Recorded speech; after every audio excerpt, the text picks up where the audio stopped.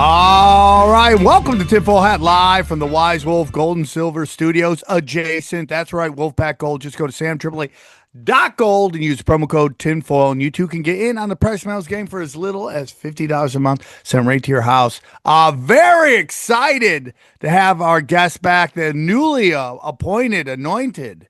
We got local celebrities here, big ballers. You know, the highest vote getters for the latest installment of Mount Crushmore.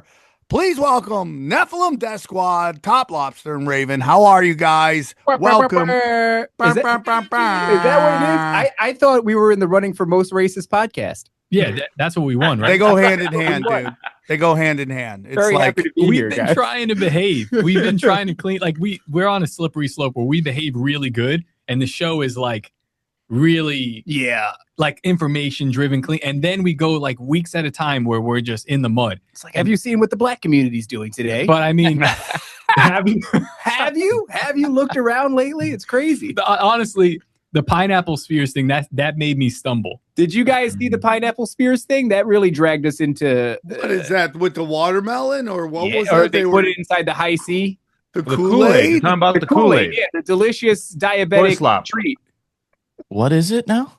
Oh my God, Johnny, you're behind it. So the black people Johnny have doesn't been partake. He doesn't partake in this. We're Nephilim Death Squad, by the way. They've been taking pineapple spears and pickling them in Hawaiian Punch and Kool-Aid and selling them. And it's all. They've also been eating cornstarch. Okay, this presents huge problems because again, the show is not about that, but when shit like that happens, It's kind of about that. my eye just goes back to it, and I'm like, we have to address this, right? You can't let they're selling Kool-Aid pineapple spheres out of their car like they're drugs. And now my algorithm is feeding me this, and I'm like, guys, dude, that is the weirdest thing about Twitter. If you just like one thing, your entire feed becomes that. All of it. I liked a couple of Spider-Man memes, and now it's like all Spider-Man. I'm like, I don't want to do this right now. So we do another show called Neph to America, which is just it's a commentary show about whatever the hell's viral at the moment. And I never do any preparation for that show. Those are the best shows. Yeah, if I just click on something conspiratorial and give it 3 minutes, my whole feed is going to be filled with all the latest conspiracies, and I have content for that. Honestly, guys, great time to do what we do, is it not? We've never had more content than in 2026. I'm telling you, man, it's such it's like, listen, we can all agree there's a lot of shit not to like about Trump, and 100%. Like, we just did Conspiracy Social Club last night, and it's like, he's the most corrupt president ever. I'm like, well, some of the corruption is just because there's things around now that weren't around when Obama was there. Like, you don't think Obama would be doing crypto coins if they were around during that time? If I'm going to have a potential antichrist as the president, he's not gay. He's not openly gay, which is very cool. No. We like our gays closeted. That's right. Stay in the closet, dude. Obama was way too out in the Bang open. ass, just don't tell us about it. That's it, man. So there's a lot to We're dislike about him. Cool at Nephilim Death Squad. You get in the closet and you stay in the closet. Right? That's where you belong. Now finish sucking. No, that's not. That closet would be so clean, and it would just be it would just be bright colors. It would Gold be safe. And white marble. Yeah, it would be the nicest closet It'd be a walk-in closet. It'd be a big closet, though. It would just be glorious. And You're right. Did you see Rod Blagojevich? You remember him, the corrupt former governor of Illinois? He went on like Tucker. He's doing the rounds because he's got a book, I think. And he was talking about how when Obama first became a senator, they came to him and were like, hey, Michelle Obama's going to need at least $200,000 and a job at the University of Chicago, or one of the universities. And they just like a demand, like it was like, okay, this is what I'm going to get. And you have to give it to her. It was, and he kind of suggests that it was obvious from that point that he was like destined by whoever's in charge. That he was an Obama. I mean, that's the surest sign. Bush. Yeah, a Bush, Yeah. right? Now he is an Obama and he is a Bush, dude. For sure, dude. You're not going to discriminate against an African-American homosexual man in a transsexual relationship, are you? Allegedly. At the White House, allegedly. That's crazy too. And it's so 300, by the way. She got $300,000, he said, from the university, the next university. And we get into like how on this show we always talk about how they push a narrative, and then when push comes to shove, they don't really believe in it, and it's like Michelle Obama being a man, and how outraged they get by that, while simultaneously for decades telling us trans are unicorns. It's like all we're saying is like she's a wonderful unicorn, and you're losing your fucking mind. Same thing with gay. It's like, dude, you can't stop having kids at gay pride, and then you say Obama's gay, and you lose your fucking mind. It's just like, it's so obvious that you don't believe it. You just push a narrative just to piss your dad off. One of my favorite things about Michelle Obama, besides her giant penis, is when she went on tour and she's telling everybody how to be like a strong, independent woman, and you should have a career and be a boss bitch and all this. And I'm like, you're married to the most powerful at the time, the most powerful man in the world. And you're telling other people, like, you don't need no man. It's like, to destabilize job. Yeah. Doing a book tour. It's wild. It's the same shit Beyonce did. That I'm single. She has a song where she tells everybody to be single when she's married to fucking Jay-Z. Yeah. You're like, what the fuck are you talking about, bitch? It's demonic as shit, because they know that the window for women to reproduce is so much shorter. So if you can just get them to buy that long enough, they're kind of fucked. I hate those testimonies. You hear women that have they boss bitch their way all the way to their 40s, and now they're like, I kind of want a family, and it's not in the cards anymore. And I'm like, damn, dude, like you bought that bullshit. You bought that bullshit. You bought that bullshit, dude. You bought that bullshit. It's crazy. It's a bummer. But you gotta give it to them to at least admitting that they fucked up. Because there's some that run it on like, no, I'm happy. I'm happy right now. I'm happy with no kids. When inside of their brain, they're like, dude, I fucked up bad. The Chelsea Handler story is the best evidence that Hollywood is full of shit. Yeah. I mean, all they're calling everybody is the left can't stop talking about the Epstein class. They can't stop talking about Nazis. And then it turns out that Chelsea Handler went to dinner with Jeffrey Epstein, and then her grandfather was literally a Nazi, and nothing happens. Nothing happens. Can I ask you something, Sam? At that roast, the Kevin Hart roast, I don't know if you've been to these kind of events, but what's that like behind the scenes? Cause there's a green room. I assume everybody's in it. And Shane is about to say some crazy shit on this lady in front of everybody. The entire world is like, is anything discussed at all? Is this WWE, or is this just like...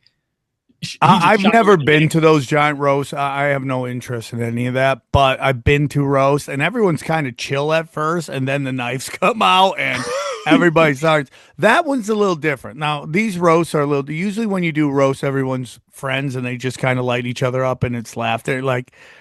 These things are starting to get really fucking vicious, dude. It's not the old school Dean roast. It's like, this stuff is like blood sport. Yeah, the Friars Club? No, it's not. Yeah, they were all just friends.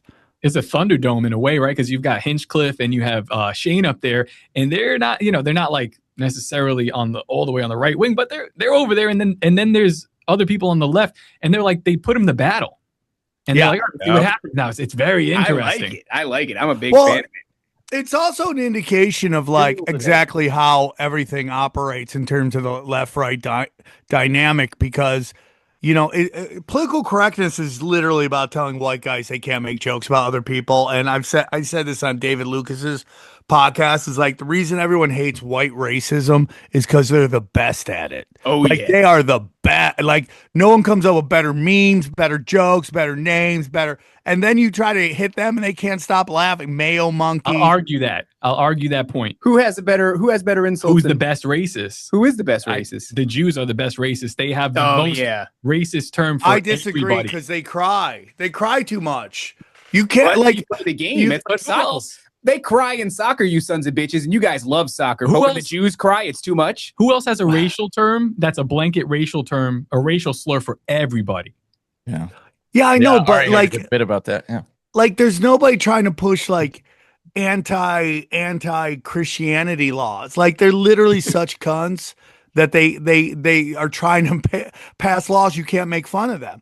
And for me, I love everybody. It's just I don't believe in protected classes, and it's I know people and they need anti-Semitism so they can pass anti-Semitism laws.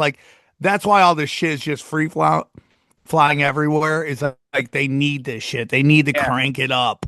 so that everyone gets fucking upset about it. You know what I'm saying? And they can pass their Noahide laws. But I it's like, I was looking at the Bible and it's talking about how the Jews are looking at it where you read it or just looking at it. I was examining it. Clothes you like. Touching the I cover. wonder what that Nice duffel leather. But they, God's saying that the Jews effectively are blind. They have a spiritual blindness, and this is diagnosed all those thousands of years ago.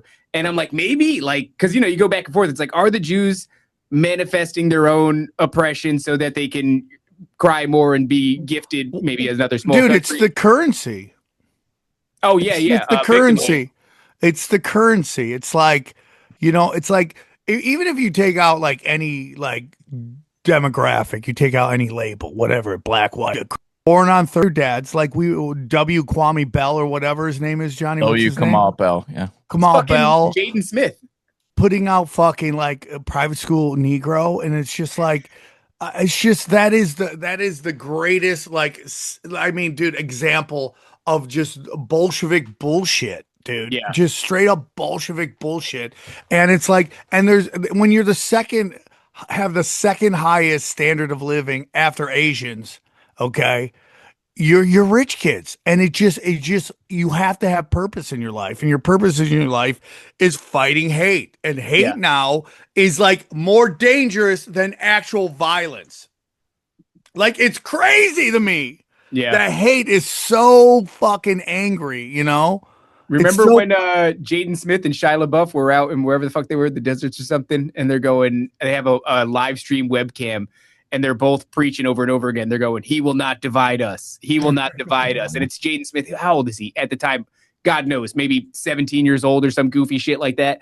And they're talking about how they're doing this from an undisclosed location and nobody's going to take down this live stream. And it was so cringy and so retarded that the internet banded together, looked at the stars that were in the sky on the live stream and geolocated, triangulated their position so that somebody could go out there, find the live stream camera, break it, and take it down. But like, yeah, it is this, I don't want to use a word that's super gay, but like privileged, right? You're hyper privileged in your life, and I think we all do need. It gives you purpose. We all need that great struggle, whatever that is. And if you're rich and you haven't struggled worth the shit, maybe it calls to you a little bit more than the average person. Who came from the struggle? Who came from the streets? Who came from the streets? Anna Paulina Luna. Oh, at least that's a story that we have. You guys? Well, the story is was she a stripper or was she just a waitress? That's the argument I've been getting from people. And that's like if you were dating a girl and she's just like, I didn't strip there. I was just a waitress. Like, let me see. Right, but that is she's way too hot to just be a waitress. Come on, bro. What are we doing? What are we talking about here? No, I'm with you, but that's the pushback I got from that whole thing. Was that that's all right? Well, you know what I've heard that. I've kind of heard that when you're a bartender at a stripper, they don't consider themselves strippers. They're like, "Oh, I'm just a bartender." But I'm like, "You're kind of." But they will eventually. They will eventually strip. It's like it's like a waitress at a comedy club will eventually try stand up at some point. Same thing with stripping. They see all this money getting made, and they're like, "I could fucking do that." And then they get up, they come up with a bullshit name, and that's it. You know what I'm saying? So her grandfather was about to do it. Her grandfather was a Nazi, and like they all are. Wait, check this out. Check this correlation out. Hey, I worked at a strip club, but I wasn't a stripper. I was a waitress. Her grandfather, hey, I was a Nazi, but I wasn't anti-Semitic. I just had to do what I had to do. Like, it's just his thing was he was in the army, the German army, but I wasn't really a Nazi. I didn't know Jews. I didn't dance on the pole. All these elites, their parents were either slave traders or Nazis. It's so crazy to me.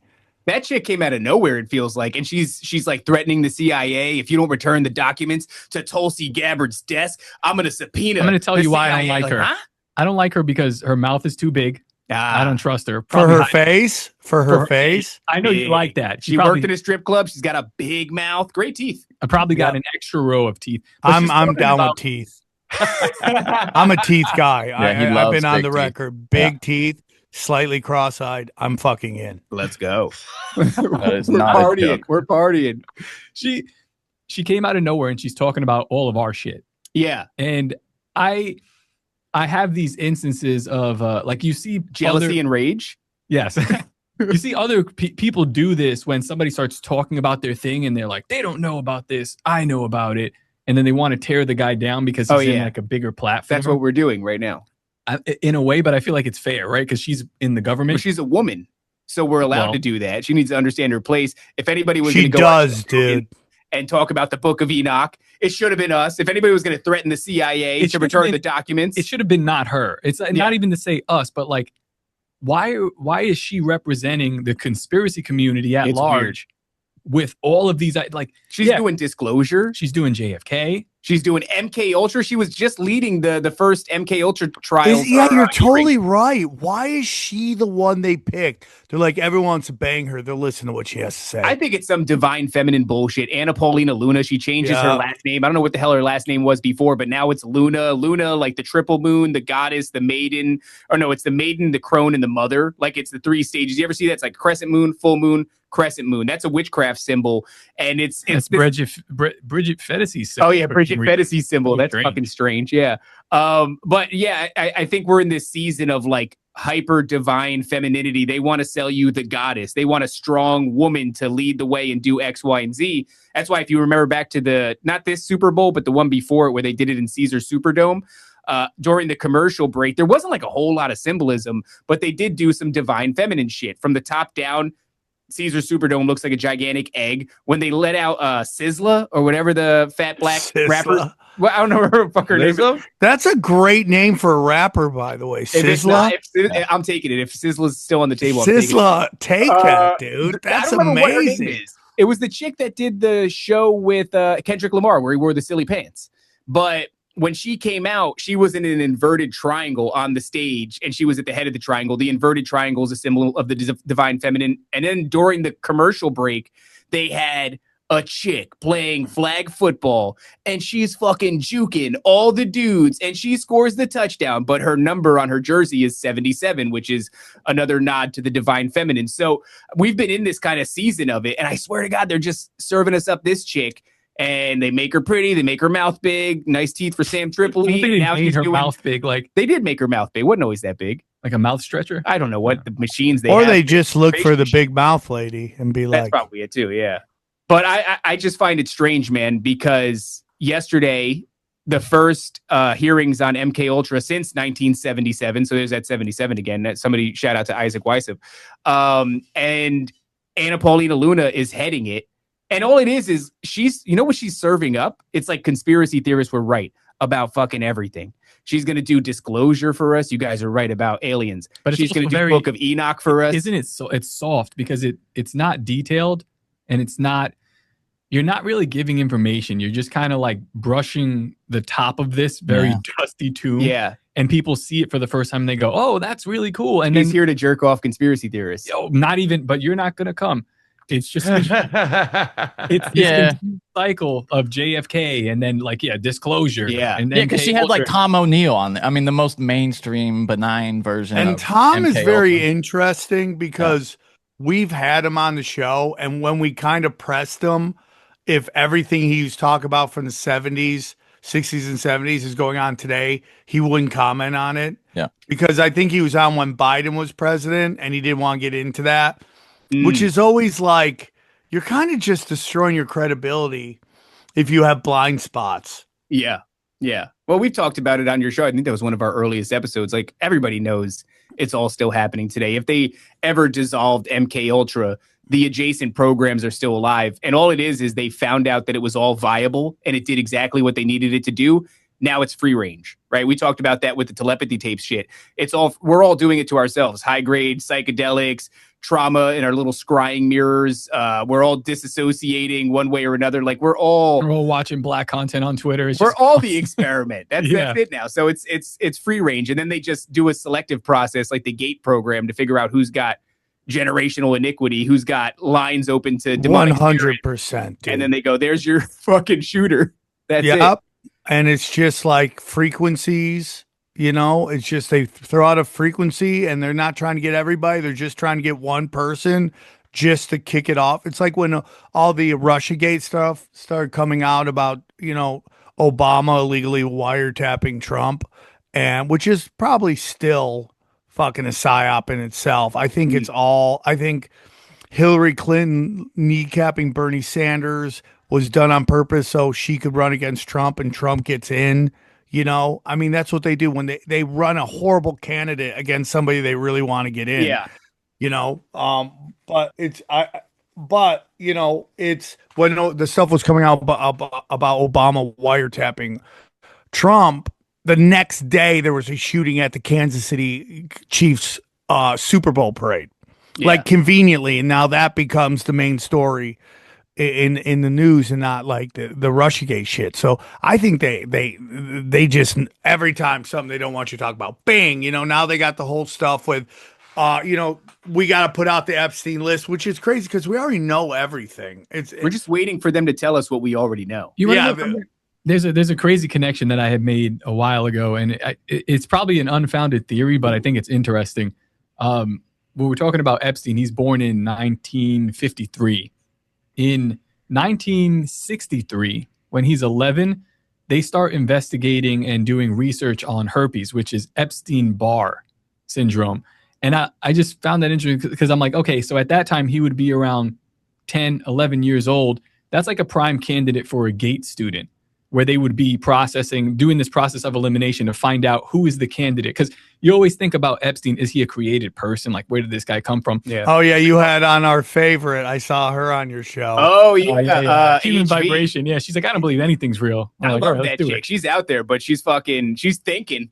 But she's we discovered she had like 100 people on Twitter at the time. Yeah. You guys are literally who put us on her or put her on our radar. Yeah, dude, it's yeah, she goes out there, dude. She's hot and she'll be on your podcast telling you your podcast isn't real. Yeah. And she's so hot, you're like, I'll believe anything you have to say. I like that energy though. I appreciate that. Have some. You need those people. You need those people. Yeah. I agree, dude. You do need those people. Let's say Epstein is real. And let's say at around 11 years old, he's going through this GATE program. It's just weird that Epstein-Barr syndrome, which is herpes, which is going to be related to all kinds of sexual activities, is discovered and kind of like founded in that year. Yeah. By the way, that came up. His groomer later on will be Barr. You know, that's so weird. And it's like, that is so weird. Dude. I know that sounds very schizophrenic. And no, you know what's weird is that came up in a translation thing that we were doing with our clip maker. Shout out to Lainey. Lainey makes all the clips for the show. That's true as well. Yeah. Shout out Lainey. Dude, Lainey crushes. Any of the clips that you guys see that you like, especially the really crazy schizophrenic ones, that's Lainey. Lainey's the man. We started putting in Epstein and then Epstein backwards and feeding it into Google Translate. So it would be the word Epstein and the word Epstein backwards, because what was going viral was if you translate that to like Latin, Epstein, and then the fucking word Epstein backwards. Yes. What do you think that is, Johnny? We were talking about that. What do you think that is, dude? They're just Google. Fucking with us? Yeah, it's somebody at Google having a You think so? You think that's somebody at Google? Because when we've talked about this before, Owen Benjamin talks about this a lot. The whole like Bernie Madoff, he made off with all your money. Like, I don't know. I kind of think God might be really funny. Oh, well, the reason I think that is because they tried it in a bunch of different languages and it does the same thing. Yeah, it does it in a lot. And in one of them, it turns into Epstein-Barr, which is, I think it's like Japanese or something like that. And so I don't know what to make of that. Maybe you're right. Maybe that's not how it actually would be translated. Well, because so they said it was in Russian, and then a bunch of people who speak Russian came in and go, there's no word. Yeah. That's not a Russian word. That's a made up word that when you do it backwards, it's a made up word. That could well be the case, because there was a time where if you typed in retar dio, it said return to God. And I thought that was unbelievable, because retard, like being retarded, is printed out a fucking sign for it, and then they turned on CERN and they changed it. Fucking CERN. It's whoa. Because now if you type it in, it says, what are you fucking trying to say to me? It's nothing. There's nothing here. I don't know what you want. And I'm like, no. I screenshotted it, but I screenshot everything, so I'll never find it in my library. But it said it. I do that too. What an unbelievable thing. You guys do that too? Oh, millions. Dude, I have millions of screenshots. I have like a month's worth of failed mussies and sheenesses. Like, you know, I don't even know what that means. Am I old? Come on. You know, you argue with a trans person. XG knows what that is. Come on, XG. No, what? Munasis? What? John, he's getting really uncomfortable. I don't know what you guys are talking about. What? No, dude. Johnny, can you turn on the translator? Turn on the translator. Translator. Dog. Yeah. You got a mussy and you got a sheenus. That's where you take a chunk of your forearm and you turn it into kind of a hot dog. Or, I was hoping today that we could come here and tell them a little bit about like some current stuff. No, we're going to. We're getting into it. But the whole point of where we started was that, like, you're talking about what a great time to be a conspiracy theorist. And I'm is Trump a chaos magician that is like outing everything? Like, is 100%. He just creating so much chaos while by basically showing everybody everything? That's where this all started. And now we're in the mussies. Well, remember Marina Abramovic, that bitch? She goes, he's going to be the magician that awakens the masses after some group dream session by a bunch of Buddhist monks or some shit like that. When they came out of it, they felt the need to impart onto Marina Abramovic, everybody's favorite, interpretive artist, that, he's going to be the magician who awakens the masses. She was a little bit reluctant, and then she thought about it, and she was like, oh, yeah, I could see that. And, MAGA, highest level of the Church of Satan, I think it means magician in like Latin or something like that. Like, there's so much about him. I have a section in a notebook that's laying on the floor. It's 4 pages long of just madman scribbling. We came on your show. We talked about it when he got pointing at Trump. When he got shot. Remember that time? And we said, this isn't fucking real, dog. And you're like, that's a crazy thing to say. Come on, let's go say it on the show. So yeah, man, I think he is 100%. But I guess what we kind of wanted to do was we wanted to jerk ourselves off because we won. We love that, bro. Fucking pound away, dude. So we wanted to take you guys to Pound Town. We wanted to tell you about like this show's origins because it is a strange one. And I guess I'll just kick it off and we'll kind of go back and forth. Is it okay that we say that? I mean, is it all right that we take you to Pound Town? Oh, dude, we want to live in Pound Town, dude.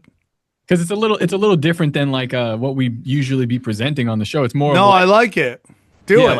Listen, I'm older, and I know one thing's for sure: the older a guy gets, the more testosterone he loses, and that's why you got to fight the battle and win against losing testosterone. And there's one place I like to go, and that is Mars Men. Let me tell you about Mars Men.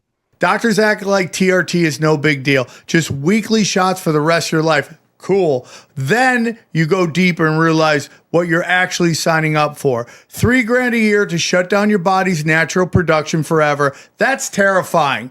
The fertility thing really got me. What if I still want to have kids, right? I mean, XG wants to have kids. He needs that tee up, bro. That's why I love Mars Men. Mars Men gives you the same benefits of optimized testosterone, energy, strength, focus without shutting down your body. No synthetics, no needles, no dependency.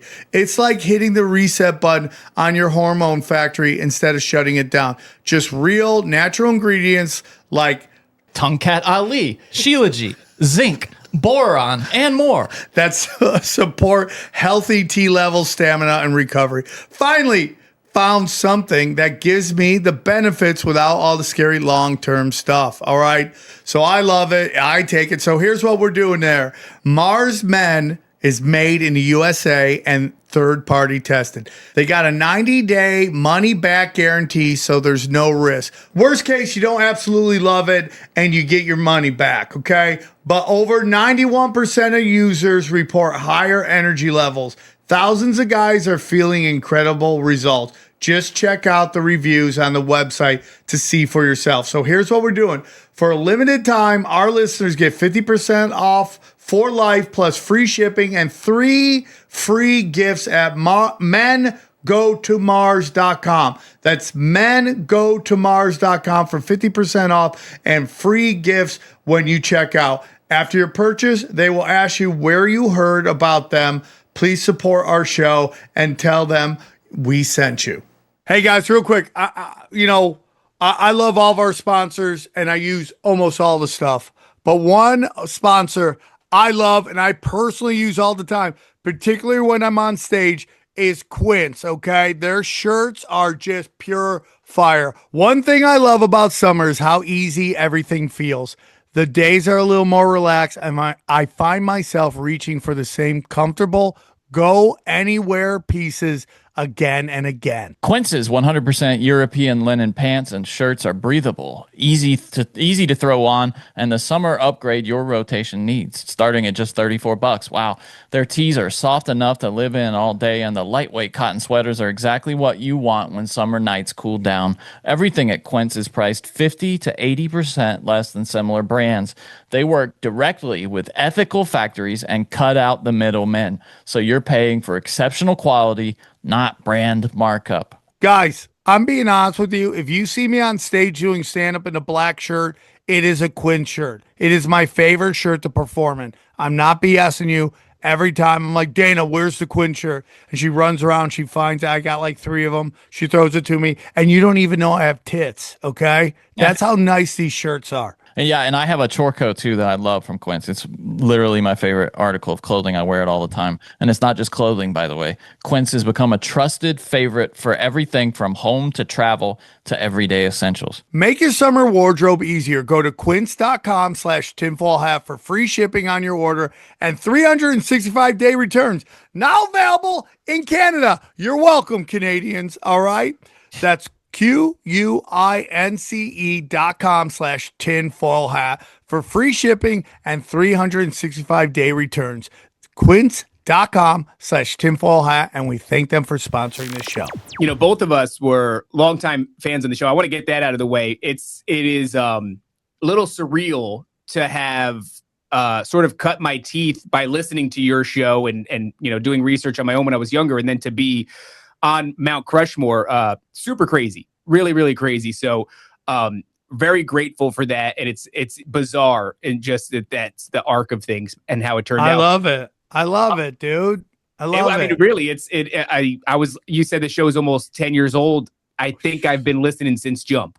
It's been a really long time, dude. Right? Isn't that? Are you guys one of my disciples? Can I say you're one of my disciples? I mean, yeah, dude. You in very many ways, you kind of made the formula for a show like ours. You know, we're a little bit different in our own way, but a lot of the groundwork for what we do, the trail was, you know, blazed by you. But I don't want to jerk you off. I want to jerk you off. Getting jerked off. Dude. Feels good. Feels good. Even how we met, it does kind of go back to this show in a way, because we met in Tony Merkel's private like community chat. Like we were members on that app, and I was only put on to Merkel because I heard him here. I heard him tell the story about the dude. I don't know if you remember, like he rubbed his genitals against him and he put like a curse on him. That story.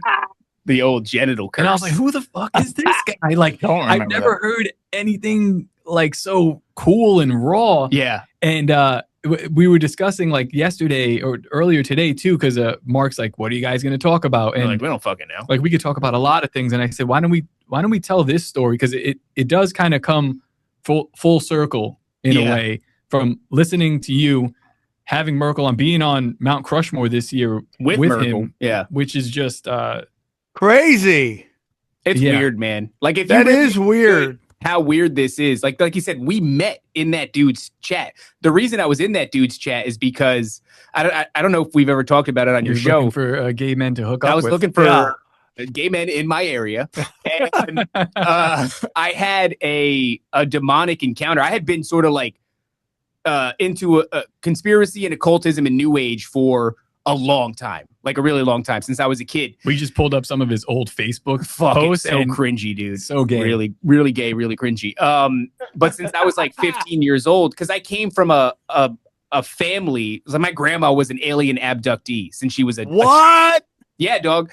And she didn't. I feel like ethnic people called getting molested being abducted. It was the fucking white side of my family. All right. Okay, the white side of my family. Surprisingly enough, the other side of my family doesn't have any. They're like, what the fuck's wrong with you? They just molest each other. They just jerk each other. So you know, she didn't handle it well. She passed away really young, alcoholism, and she leaned into the New Age really hard to kind of make sense. I mean, dude, she's a weird lady. I found her handwritten paperwork on remote viewing This is my grandma. What? Right? So we're talking a woman that was Wow. in the 50s and 60s, and she's writing paperwork on remote viewing, and she's, you know, being abducted and all these crazy things. Whoa, that's crazy, dude. It's fucking like this whole show. What you see here, Sam, like this isn't just a couple. I mean, it is a couple of retards doing a show. Yeah, but it's for also sure. Like I didn't have another choice. Like this is what I had to do because it's been an obsession of mine since childhood. Dude, that's crazy. So my whole life is filled with weird shit. And my aunt is, you know, schizophrenic, and my cousins are fucking schizophrenic and shit. Like, it's not good. It's super. Really? To me, it's generational iniquity. I finally figured it out. It took a long time. I understand it now. I believe, and I keep testing it, and it keeps bearing fruit. But you know, so I have an experience one day where I see a fucking demon, and it's in a dream, but it's like this 3-night saga. It's like yanking me off the bed one fucking night. The next night, it's like shouting, like banging on a door, and my eyes are opening, but nobody's banging on a door. And by the third night, I see this thing, and I think it's like, you know, like a what's his name, Robert Monroe Louche kind of a deal. Like, I'm feeding this thing. I was in a depressive state. I was really angry. I was really sad. All these things, and I was suppressing it. Like you had just moved back from Vegas or something? I tried to cut it in Vegas. Doing what, dude? What did you do? Were you trying to strip or something? No. I was a fucking, you know, people will hear our you know, appearances on your show, and they'll go, these dudes are Christian? Like, they sound like assholes. We're both blue-collar workers, dog. Like, I was a welder and a metal fabricator for a decade. Like, he was a fucking railroad worker and an 18-wheeler driver. Like, this is just who I don't have the ability to turn that off. Yeah. Lobster was a 18-wheeler driver? Yeah, dog. I worked on the tracks in the MTA, and it's like a job like that, no joke. I feel like every day I went down there, I'm like, you're looking death in the eyes. I know a couple of have died. So I'm like, I'm desensitized to anything anybody can really say. Like the shit we said to each other down there. Oh, yeah. Underneath New York City. Just brutal, right? It's whatever you mean. You know, like you're communicating with somebody and you're saying exactly what you mean. So I bring it here, and people don't necessarily like it, but that's who we are. You're playing with electricity and lugging thousands of pounds of steel. You don't have time for like nice language. No. You know what I mean? You're not trying to be politically correct under New York City. So, I tried to cut it out there, just welding and fabricating, and the desert is just a weird place. And so I came back, I had all these feelings of failure. Basically, I had my wife with me and my son with me, and I felt like such a piece of shit because I couldn't cut it out there.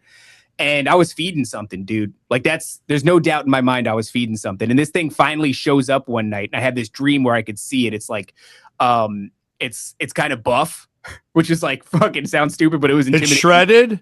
Like, no, it was like kind of thick. It wasn't really shredded. It was thick, dude. And, it was muscular. It was thick, fat cock. No, I didn't see its cock. And it's got like lower canid teeth that are so long they're overlapping its upper lip. And it's got bright red eyes. They're like lights. And its fists are bald at its side, and its chest is like rising and collapsing with this thing was rage incarnate. It was so fucking angry. It was so unbelievably angry. It's like black mist swirling around its legs. And super tall? I tell you the truth, I don't know, because I wasn't aware of my body. I can see this thing. I'm in like a void. There's no room necessarily, and I'm not aware of my own body whatsoever. And it felt like I was looking at it for a long time, but who really knows? And so I wake up in the morning, and I keep that shit to myself. It's like I said, 3 nights of this, right? First night, something's banging on my brain door. The second night, something's pulling my legs and arms off the bed. And then the third night, I seen this. I have kept this shit to myself because I have a kid and I have a wife, and I'm not. Tips to all the men out there. You got kids, you got a wife, you're sick. Keep that shit to yourself, to man. Your fucking self. They're going to worry. You die. Exactly. You go in the corner and you fucking die like a dog. And they wonder what happened. Yeah, dude, they got to do an autopsy on you to figure out what happened to you. Telling your fucking wife, like, there's a demon. Like, it's just going to make it so much worse. She's going to be worried. She's going to be scared. I keep it to myself. The next night, I wake up. Oh no, it's that same night actually. I wake up and my wife goes, I had this nightmare last night. And I go, oh yeah? She goes, yeah. I woke up and I couldn't move, but I was like in the room with you, and I could see you out of the corner of my eye. and something was on top of you. And I go, dude, I go, oh yeah. Interesting. And she goes, yeah, it was this monster with sharp teeth and bright red eyes. Oh, what? Choking you into the bed. And she was paralyzed. She couldn't move. And I go, that's crazy, dog. Like, I am not talking about this at all. So, you know, this is like, you know, night 3. So I don't really know what to do. I'm a fucking new age fag, right? Like, just you are. I have no. You are. I have no recourse, dog. Like, I'm a fucking what do, burn sage or some gay shit. So, I'm going to work. I work with black dudes. They have no answers for me. You know what? I told the black dudes they got no answers. Nigga, you crazy. Yo, I was power watching at the time. First, you get some pineapple spears. Yeah. I'd like 5, 6 of those. You be all right. Oh my god, You be all right. You be all right. You know, I go to the black dudes. They got no answers, and I'm thinking about it all day. I get home, and I still keep it to myself. You never told me that. That's great. And they were young black dudes too. They were fucking, you know, No answer. definitely gang members. And so, I go to sleep that night, and I'm fucking terrified because I've done nothing to alleviate this, and now when it's affecting you. I've seen all types of shit, dude. When it's affecting you, it's like you just kind of push it down and forget about it. But when it happens to your wife, like, this is now a problem, right? Like, what do we do about this? At the time, we're staying in the in-laws. They let us crash there when we got back from Vegas. So we're in one bedroom. My son is at the foot of the bed on a blow-up twin-size mattress. So I go to sleep that night, and everything seems cool. The wife wakes me up in the morning. She goes, yo, check this out. You were sleeping. I got this fucking video of you right here where you would kind of put your finger to check your pulse on your neck. It's like, do, do, do, do, do, do, do, do, do. She goes, whatever was going on, it was stressful. You were making little noises and you were fucking struggling. And she took a minute-long video. I'm like, damn, bitch, it's a fucking 60-second video. You let me lay there.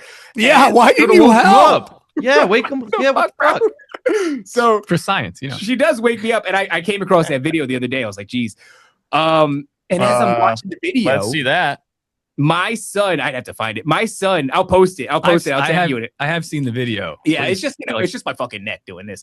I'm down. My son all of a sudden starts screaming while I'm watching this video. And we, like, you know, when your kid screams and it's like, there's like, I hurt myself. And then there's fucking doom. Like, start screaming like it's doom. And we look over and he's still sleeping. And we start moving towards him and he sits up and he's still fucking screaming, but he's still sleeping. So we start, you know, grabbing him and you know, fucking petting him. I don't know what you do. You know, you're hugging him, all kinds of shit, just trying to get him to calm down, get him to stop. He wakes up. He's still screaming. It's like this for a while. It takes a while to get him to calm down. When he finally does, dude, he goes, fucking monster with red eyes. And I go, what? Fuck. I got a confession to make. I don't even know what I did after that. It's all a blur. Like, I'm pretty sure I crazy. Said, you know, we got to go for a walk. And I explained to my wife what was going on. Turns out, by the way, that house, she grew up in that house, and her brother is like not okay. He was like, they diagnosed him bipolar, this and that as a kid. Shit. He had these episodes. That was his bedroom. So he was always talking about some creepy shit when he was a kid, seeing this and that, shadow people, etc. I think it was literally something, you know, stuck in that room. But still got no recourse. Still a father, still a husband. Have to do something about my family unit because big greasy monster is, you know, coming to kill him. So that night, you know, the night of what would have been the 4th night, I go to sleep, and I've gone to work. I've debriefed the black dudes. They say they're like, damn, white boy, I don't know what the fuck to tell you. I'm like, dude, that is crazy. And before I go to sleep, I, for the first time in my life, pray to Jesus Christ. Like, and when I tell you, I was never religious, not raised in the church, never looked at a Bible outside of course, the book of Revelation comes up in conspiracy theory all the time. So, you know, it's on the table, but I never really looked at it. I prayed so desperately. Like, it felt like we were going to fucking die. Like, that's what it felt like. It felt like something was coming for us, and I had no ability to protect my family. I was so desperate. I prayed directly to Jesus Christ, and that night, it fucking stopped on a dime. And that was the first time in my life where, like, it wasn't right away. I'm not going to pretend like all of a sudden I was fucking Christian. Like I just pivoted in that direction. And I was like, I've given a lot of effort and time to like Crowley and to the Galactic Federation of Light and to FEMA camps and fucking the New World Order and all these different things. And I'm like, all right, it's time to start giving that to Christ, like that attention. Like, let's see what this is. Let's see what shakes out of this. And it never stopped. Like, it literally leads to this show. Were you an occultist? Were you into the occult back then? Were you into Santeria and stuff like that? I mean, the short of it is when you're having all these demonic encounters and you start looking it up, like I found out my grandmother, sort of my grandmother, she's like my step grandma. She used to tell me stories about the Hat Man. This is like before the internet. And when she was describing them, I would later find out that my real grandma who was abducted, those stories are almost like a 1-to-1. Like I'm paralyzed, there's shadows in the room, all this shit. So I start reading Whitley Strieber, who's lost his fucking mind, and he's apparently telling people he can control demons because of the implants that he has now. That's crazy, yeah. Oh my God. But Whitley Strieber's book, Communion, which I've talked about on your show before, is an amalgamation of testimony from my abductee. So I'm reading this book, and I'm seeing that line up with what my grandma said and what my step-grandmother experienced with the Hat Man. So you start Googling shit, and you're going to find, like, demons, dog. And when you do that, you're going to start finding, like, did you know their symbols are in Hollywood and in the music industry? So I'm just a young dude. Like, I went through a period of homelessness for a grip, and I was, like, crawling through my girlfriend's window. And, like, after we had sex and she'd fall asleep, I would then just be on the computer till 4 o'clock in the morning being like, you know, fucking Hat Man testimony and shit. To be honest, this is probably most of your listeners. Oh, 100%. Yeah. My story's not unique at all. I find Hold on. What is the Hat Man? What does the Hat Man look like? What is the story behind the Hat Man? The Hat Man is like the archetypical shadow person. Now there are shadow people where it's just a blurry outline of a shadow that seems to be three-dimensional and not like two-dimensional on a surface. And people will often see it in a state of paralysis. But then there's this dude who has a duster coat and has a wide-brimmed hat. In fact, Wes Craven designed Freddy Krueger after a story from a childhood friend's night terrors. So effectively, this guy described to him a fucking dude with a hat that shows up in my nightmares, and Wes Craven created Freddy Krueger off of that. So this is a wide, like worldwide phenomenon. It's not specific to a locality like America. There's people in fucking Japan that talk about it. There's thousands of people, and mostly what he does is while you're paralyzed, he just watches you. And sometimes he even has bright red eyes that seem to be like illuminated. And, it's actually, to, pun intended, old hat by this point, because if you look it up, you will find every supernatural podcast, paranormal podcast has done an episode on it. There's countless documentaries about it. There's books on it. It's a terrifying phenomenon. My grandmother, or step-grandmother rather, people will say that it's purely a psychological phenomenon, that your body will go into a state of paralysis. And when you wake up in that halfway point between paralysis and waking life, you're still in a visual hallucination state from your dreams. And you're afraid because you're paralyzed. So you will then start to hallucinate scary imagery. The problem that I had with that when I was really young was my step-grandmother told me, well, one night I saw him, and at the breakfast table, I was talking to my sister. They're just kids, elementary school. And the sister confirms she saw it that night too. And they're speaking in hushed tones, so the mom doesn't overhear. And she does overhear, and she goes, what are you girls talking about? And they break the news to her, and she says, I saw him too, in a different bedroom that same night. Jeez. All of them paralyzed, all of them seeing this thing. So, and now we've got like great workers like Nathaniel Gillis. One of his stories is I think they actually filmed this entity, and on film they see an orb, but in the room, there's that's him. Yep. That's him right there. In the room, the people that were there, they see I forget exactly the entity that appeared to them, but they do see a similar entity. Like they're describing the same thing, but what's caught on camera is an orb that's floating through the room. So, obviously, like our studies and all of the research that we're doing kind of like leads us to this, because we've had experiences with a lot of these things. And now people are disclosing more. Tony Merkel being like one of the biggest resources of this kind of information is like, I mean, indisposable to what we do. Your data is the new oil, okay? There are data brokers out there just trying to find anything they can on you, your data, your social security number, you name it. They're trying to find it so they can sell it to everybody and make money off your personal information.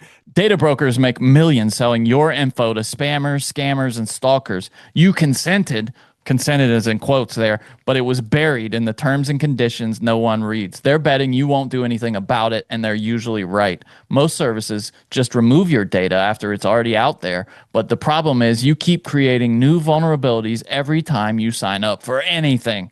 All right, so go to cloak.com. They have this thing where you put in your phone number. I put it in there. I thought they weren't going to know anything. I've been, trying to keep my data hidden. No, they have everything. I'm not saying I'm scared, but it needs to get disappeared. It needs to go away. So cloak.com is going to take care of it. It had my social security number, my address, my birthday, who I'm related to. I'm concerned. Yeah, that's crazy, dude. We were sitting here watching XG when he first did it, and he just lit up. He was like, oh my God. That's why, again, XG, you got to sign up for Cloaked. Cloaked uncovers where your data is being sold and then removes it. Unlike their competitors, the Cloaked app also lets you generate unlimited burner usernames, email addresses, and phone numbers to use whenever you sign up for a website, service, or app. This is like the silver bullet that kills these kinds of data brokers, kills them dead. When you use a burner account, you're not just protecting your identity, you're disrupting the entire data collection game, providing them with worthless info. Cloak monitors the dark web and detects if your personal information has been exposed, has a built-in VPN and password manager, AI-powered spam call filter, provides you with a 1 million identity theft insurance policy. Protect your information before someone else profits from it. Go to cloaked.com/tinfoil and enter your phone number for free scan and 30% off any Cloak plan. That's cloak.com /tinfoil for a free security scan and 30% off. That's cloaked, CLOAKED.com /tinfoil. Privacy isn't dead, it's cloaked. Tony, me coming to Christ is like, I got to give a lot of that credit to Tony Merkel, because after I have that experience, I go, who the fuck else is having this experience? I need to find more people seeing more demons who are getting rid of them by calling on Christ. Enter the Confessionals podcast, where hundreds and hundreds and hundreds of guests over 7 years or 8 years are all telling that story. And I'm listening to this. I find so much value in it that I joined the membership, community. And I meet this guy. It's so crazy, man. I've been a podcaster for a long time, 9 years now. And people are only aware of the last 2.5 years, because before that I did dog shit to no audience whatsoever. And it's like comedy podcasts or topical podcasts, just fucking trash ones that I didn't know how to market. I didn't know what I was doing. And I'm in this community and I meet this guy. Shortly after that, I go on a trip to New Orleans, which is fucking bizarre. New Orleans, if you've ever been to New Orleans, like, you want to talk about a place that's spiritually palpable, you can feel the heaviness in that place. It's gonna be bad, my nigga. It's gonna be bad. It's gonna be bad, my nigga. It's gonna be bad. They got the pineapples over there. Oh yeah. My wife stepped in a human turd on that vacation. Almost rolled her ankle because it was so dense. I saw that man's balls too, because he was laying right next to his turd, and his balls were hanging out of his shorts. So wonderful place. Great food, though. Great food. Yeah. And of course, while we're there, I'm still very slow in my walk. So I kind of sort of know you're not supposed to do tarot cards and psychics and shit, but I don't know enough, so I feel like I still got plausible deniability. I go as you would when you're in New Orleans, and I find a tarot card reader. It's a homosexual man wearing a fez with a handlebar mustache, which is exactly what you're looking for when you're trying to find a psychic. And he tells me some fascinating shit, dog. He goes, you got your foot in two worlds right now. One of them you do for passion, and the other one you do for work. And at the time I was doing a show called The Raven's Watch, which is about all the shit that I just talked to you about. And also I was a fabricator and a steel worker. So obviously, that could be something. So I'm going, and I'm trying to be cool with it. I'm like, I don't want to give the gay guy too much information because I don't want to be hoodwinked. And he goes, the thing that you're doing for passion is soon going to become the thing that you do for work. And I go, okay. And he goes, it's going to get really, really big. And I go, okay, cool. And he goes, a lot of people are going to hate you, which I went through some crazy shit. Well, you're not doing yourself any favors. I'm not I mean, just the way I appear. Is you guys are all about that action, dude. And it's not much these days, Sam. We've calmed down in our older age. Yeah, we've said everything we need to say, and kind of got it off our chest, and so we're easing up a little bit. But so he tells me all this, and he also goes, "You're a good guy, and that hatred is going to want to turn you into a bad guy. Don't let it." And I go, "Fucking cool, dude." So he tells me all the shit I want to hear, of course, jerks me off real good. And I leave. I go back to the hotel room. And all of a sudden, I get a phone call from this guy. And he goes, "Hey, I think we should start a show." We had done some shows together, little cross-pollination between his and mine. Wait, the tarot guy? No. This guy right here, TopLobsta, calls me up. And we've had a couple interactions, and they were solid. And we did a couple episodes together, and they were solid. So he calls me up, and he goes, "I think we should start a show." And I go, "Yeah, man, we'll iron out the details when I go." Well, even previously before this, you DM'd me because we met in the Tony Merkel chat, and you're like, "Hey, listen to my show," which is crazy. You know how fucking gay and annoying that is to be like, "I've got a podcast nobody listens to. You should listen to it." Like, I'm sure you guys all get that all the time, right? Listen to my podcast. This dude does, which should have been a bad side for me. I should be like, this guy's got retarded. A lot of time on his hands. But he listens to it and he actually likes it, and he thinks that there's something there. So, he tells me this. I say, "We'll iron out the details when I get back from New Orleans." And I hang up the phone and I go to my wife and I go, "I think this is it. I don't know how to explain it, but this thing that I had already had this idea for a show called Nephilim Death Squad, kind of, on the back burner." And I go, "I think this is it." And my wife has always been so solid, dude. Even when we were broke as a joke, people would say, "Why is this dude podcasting?" She'd be like, "Because he's going to be big one day." Like, I mean, unbelievable ride or die. I love it. That's dude, nice, we were so poor. I used to, dive in dumpsters for donuts and shit. Like, it was rough. And she stuck through it like no complaints. So that night we go to sleep and I wake up to the sound of somebody banging on the window, but we're on the 3rd story of a hotel with no balcony.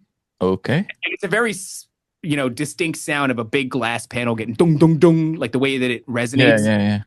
And I wake up and I go, "What the fuck was that?" And I look over to my wife and she's not heard it. Dude, that is so crazy. But we go to sleep, or I go back to sleep, and all of a sudden, boom, boom, boom. Now it's knocking on something different. It's the front door. And at the same time, me and my wife both burst out of bed. So I get up and I go to check the front door. I look at the clock. It's the stroke of midnight. Stroke of midnight. 12:00 on the dot, on the analog, on the oven. And I look out the peephole, and the peephole stretches like far left, far right. You can see all the way down. It's like a panoramic view type of deal of this hotel. And like fucking nobody's there at all. And I go, "Yeah, I'm not opening shit." And me and the wife just decided to go watch, some TV for a little bit before we go back to bed. But, that was the beginning. That was just to say, like, New Orleans is a heavy place. There is something there. Probably let something in. Oh, yeah, dude. You go to New Orleans, you feel like the occult everywhere, dude. Yeah. But after that, I come back and we start this show. And it's like ever since then, I don't know if you guys know this, but we're on 650 some odd episodes, and we've been around for almost 3 years. We're gonna go 3 years. October is when it's gonna happen. And like, it was like as soon as we started this, everything just opened up, and before you know it, I've got enough that I can do this full time, and then we're just cranking out. We're doing episodes like 7 days a week now. So just saying, going from a guy who did podcasts to nobody for years and years and years, and then all of a sudden, like, something weird happens. This opens up. Now I'm doing it full time, and I couldn't stop this thing if I wanted to. We couldn't stop this. Yeah, man. A lot of it is like seeing Sam's work habit, and you guys too. You guys all grind, and mostly me. Actually taking vacations, but yeah, man, I love that, man. I'm kind of like a producer by nature, so like I love watching the pod. That's why I watched his show, and I was like, oh, this guy is good. There's something there, there's like a talent, and I see, obviously you see that right away with what you guys do with this show. That's why I love it. I mean, again, I don't want to like glaze you so much, but man, please, you need it. You don't need it. You don't need it. Well, isn't it weird though? Like just thinking about that trajectory, and then like we're on Mount Crushmore with Tony on the show. That is crazy. Yeah, you've never thought about going back to the gay guy in New Orleans and thanking him? Like he knew it, dude. Like he literally called it out. He's like, "Yo, that thing's getting big. You're gonna go passionate." Well, he didn't know. He didn't know what he was calling out. He didn't know. He was just trying to suck your dick, and then it turned out he's fucking. That's it, dude. So I mean, I've not gone back to him because I've learned a lot. I've learned a lot about the access that you give entities when you step out of bounds and do shit that you're not supposed to do. It's kind of like hacking into the spiritual realm illegally. There are legal ways to do things and there are illegal ways to do things. And when you do things illegally, you give these things access to you. And I've had enough in my life to know like that spiritual side is very real, very, very real. And there's nothing to be afraid of, especially if you're with God. If you're with Jesus Christ, there's nothing to be afraid of. But also, don't be a fool.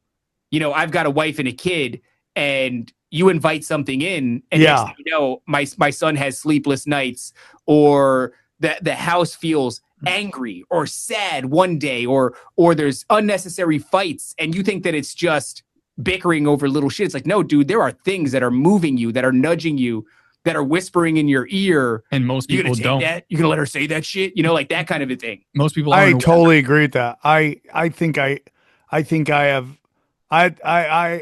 pray to Jesus to get things out of my head all the time. Dark shit that comes into your head, and you're like, okay, that's not a natural thought. That's not who I am. Yeah, and it's like I do think whether it's the government, with a voice to skull or whatever it is, or frequencies or demonic people trying to get inside you through drugs and alcohol and pornography and all that stuff. And I think it's real. I think people let it in. I was on Chris D'Elia's podcast yesterday, and it was good to see him again. And, he went through a lot of bullshit, dude. Yeah. I know a lot of people want to believe a lot of stuff that's said about him, and it's just like he was just used as a fucking psyop to fucking kick off the whole Me Too shit. But yeah, dude. Dude. And then it was to get to Rogan. People think I'm crazy, but they used Chris D'Elia to get to Brian Callen. And then when they went after Joey Diaz, I'm like, oh, this is a game plan. This is purposeful. This isn't just calling out people who did bad things. They're going after. They needed to get into that Rogan sphere and start fucking taking out his generals, because they tried to take him out with the N-word, 4 minutes of him dropping N-bombs, and nothing fucking happened. So they're like, okay, now we're going to do mob hits where we start taking out your fucking crew. And, that shit's fucking real, dude. That shit's fucking real. But I was on a show the other day and I was talking about, I'm not going to get into it. XG might know who I'm talking about, but there's a particular comic out there that went from like nothing, and then out of nowhere, he was just the biggest thing. Like, it was like the craziest shit I've ever seen. And his energy is totally different. Like, totally different. He went from fucking weed guy to cocaine guy.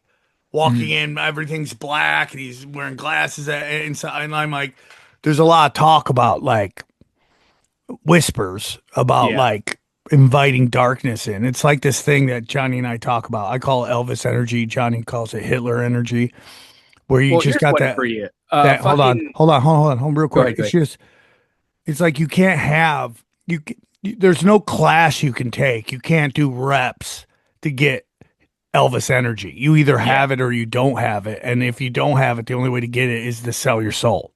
Yeah. Well, I think we might have talked about it before, but you know that Time magazine article with fucking Santana, and he's like, they're talking to him about like, where's your inspiration come from? He's like, Metatron, the angel Metatron, the fucking angel Metatron. Like they're all channeling shit. I think like if you're a comedian out there and you're like, that's bullshit. Like I think we're all working with the spirit at any given time. You know, Tucker said like our understanding of the spiritual realm has been removed. And say whatever you want about Tucker. I think, you know, you just take what he says and you weigh that. Is he fucking misleading people or is he telling the truth here? Is this good? Is this bad? I've really come to that place, by the way, where like, I'm not really throwing many people out these days as like a Fed. Like, what are you saying? You got to do it. It's like if they fake the funk on a nasty dunk and it's so obvious that they're doing it, right?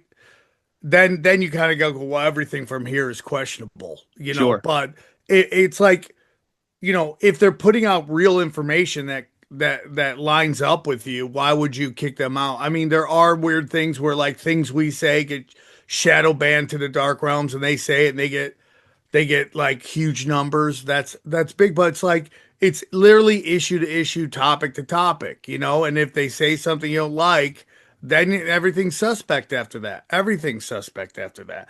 But it's like people don't. The thing I want to ask you guys about is like they turned off CERN yesterday, right?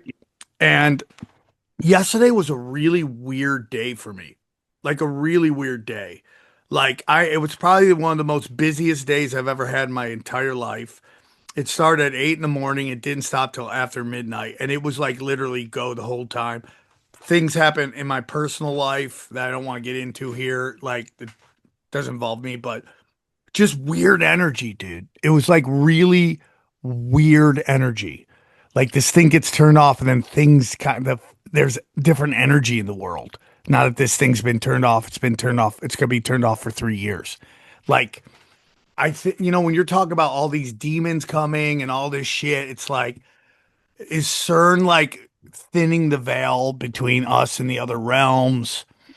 Like it is now that it's been complete. I don't know. It's just like it was very, because someone brought up that they turned it off, and I'm like, wow, the energy today has been very weird. I mean, it's funny you should say that. Yesterday, I was saying to my wife a couple of times, like, it's just one of those days, man. Yeah. You know, like yes, a bunch of shit. We did 2 shows yesterday, and in between that, I'm like making runs to the DMV. I'm making runs to go drop this thing off. We go to the DMV. We forget this fucking paperwork. We got to go back. We got to get this. My wife is in a bad mood. And I'm just saying like, hey, man, it's all good. It's just one of those days. But it's like being aware. I think what we spoke about in the beginning is like, okay, which thoughts are my own? Which of these consequences are under my control, and being aware that like, okay, that is happening for sure. Like, I feel like when Charlie Kirk gets assassinated, 9/11, there's like specific points during COVID where you could feel, I'll go outside, and this sounds very gay and new agey, but it's like humanity is ringing low. You know, you could feel this kind of darkness, and everybody feels it. Nobody expresses it because you can't quite put your finger on it. We're busy going and doing the next thing we got to do. But that shit is actually happening. And people react to it. If people are reacting to the moon, and oh yeah, which is 100% real. like the pull of the moon, and because we're mostly water, my parasites in your stomach will act up if the moon is full because they're going to be attracted to that. That's going to affect your brain function. Your brain function is going to affect what you say and do to everybody, and everyone's under these circumstances. So yeah, this is a very different world that we're operating in. If CERN shuts down or if CERN turns on, everyone's going to be kind of like feeling weird, but nobody can put their finger on it. I think that's why the moon is associated with the divine feminine, like the idea of lunatics, right? Like people that are losing their mind and getting emotional, like Luna, that root word being Luna, meaning moon, that it's associated with emotions. Like try not to give new age people too much shit because like, yeah, they're gay, but yeah, that's true. Like there is something there. And so, you know, I mean, I think CERN probably has a big effect. I don't know what, if any. I think it's interesting what these next 3 years are going to look like if it really has been such a key component in everything. Well, let me ask you, the Mandela effect, it's supposed to have started the Mandela effect. Yeah, but I don't know. Like I go back and forth. I'm like, yeah, what is real? What is not? That I'm really at the point where what is fucking real? Yeah, yeah, dude. Yeah, I'm there. I mean, Johnny said it best. Like, give props to Johnny a couple times every 10 years. But he was like, I don't know if this is Israel war's real. And I was like, whatever, Johnny. And and he's like totally right. Like, are we bombing the fuck out of everybody? Is Iran hitting them in important places while they simultaneously are hitting Lebanon? The weirdest one is the Ukraine war. Someone sent me Apollo. I did this podcast the other day, and he sent me this thing about all of these fucking people that are playing the Ukraine, like huge acts, like Billie Eilish and shit. Like, you're going into a place where supposedly 1.5 million Christians have been slaughtered, and you're going to do a fucking mainstream concert while we see videos of hot Ukrainian women just dancing at nightclubs. It's what is real? Hot. They are hot. They are hot. They are. But hot. Are they real? I mean, because we get these videos. Real? Like today I saw one. There's that old video of supposedly finding Gilgamesh, right? Like finding the resurrection chamber of Gilgamesh, and they have my ancestor. That's your ancestor, Gilgamesh. Yeah, Armenians are descendants of Gilgamesh, according to Matt LaCroix, fellow Mount Crushmore. That also that makes you part Nephilim. That is, yeah, because I believe Let's go, bro. Let's go. You guys know Godzilla's in the Bible, right? Bro, you guys know that? Leviathan, yeah. Yeah, dog. I'm like, fuck, I got it on my shoulder now. That's right. I have a snake on my arm, and fucking people see it, and they're like, he's fucking, he's a serpent worshiper. Holy crap, man. But what the hell was I saying? I don't remember anymore.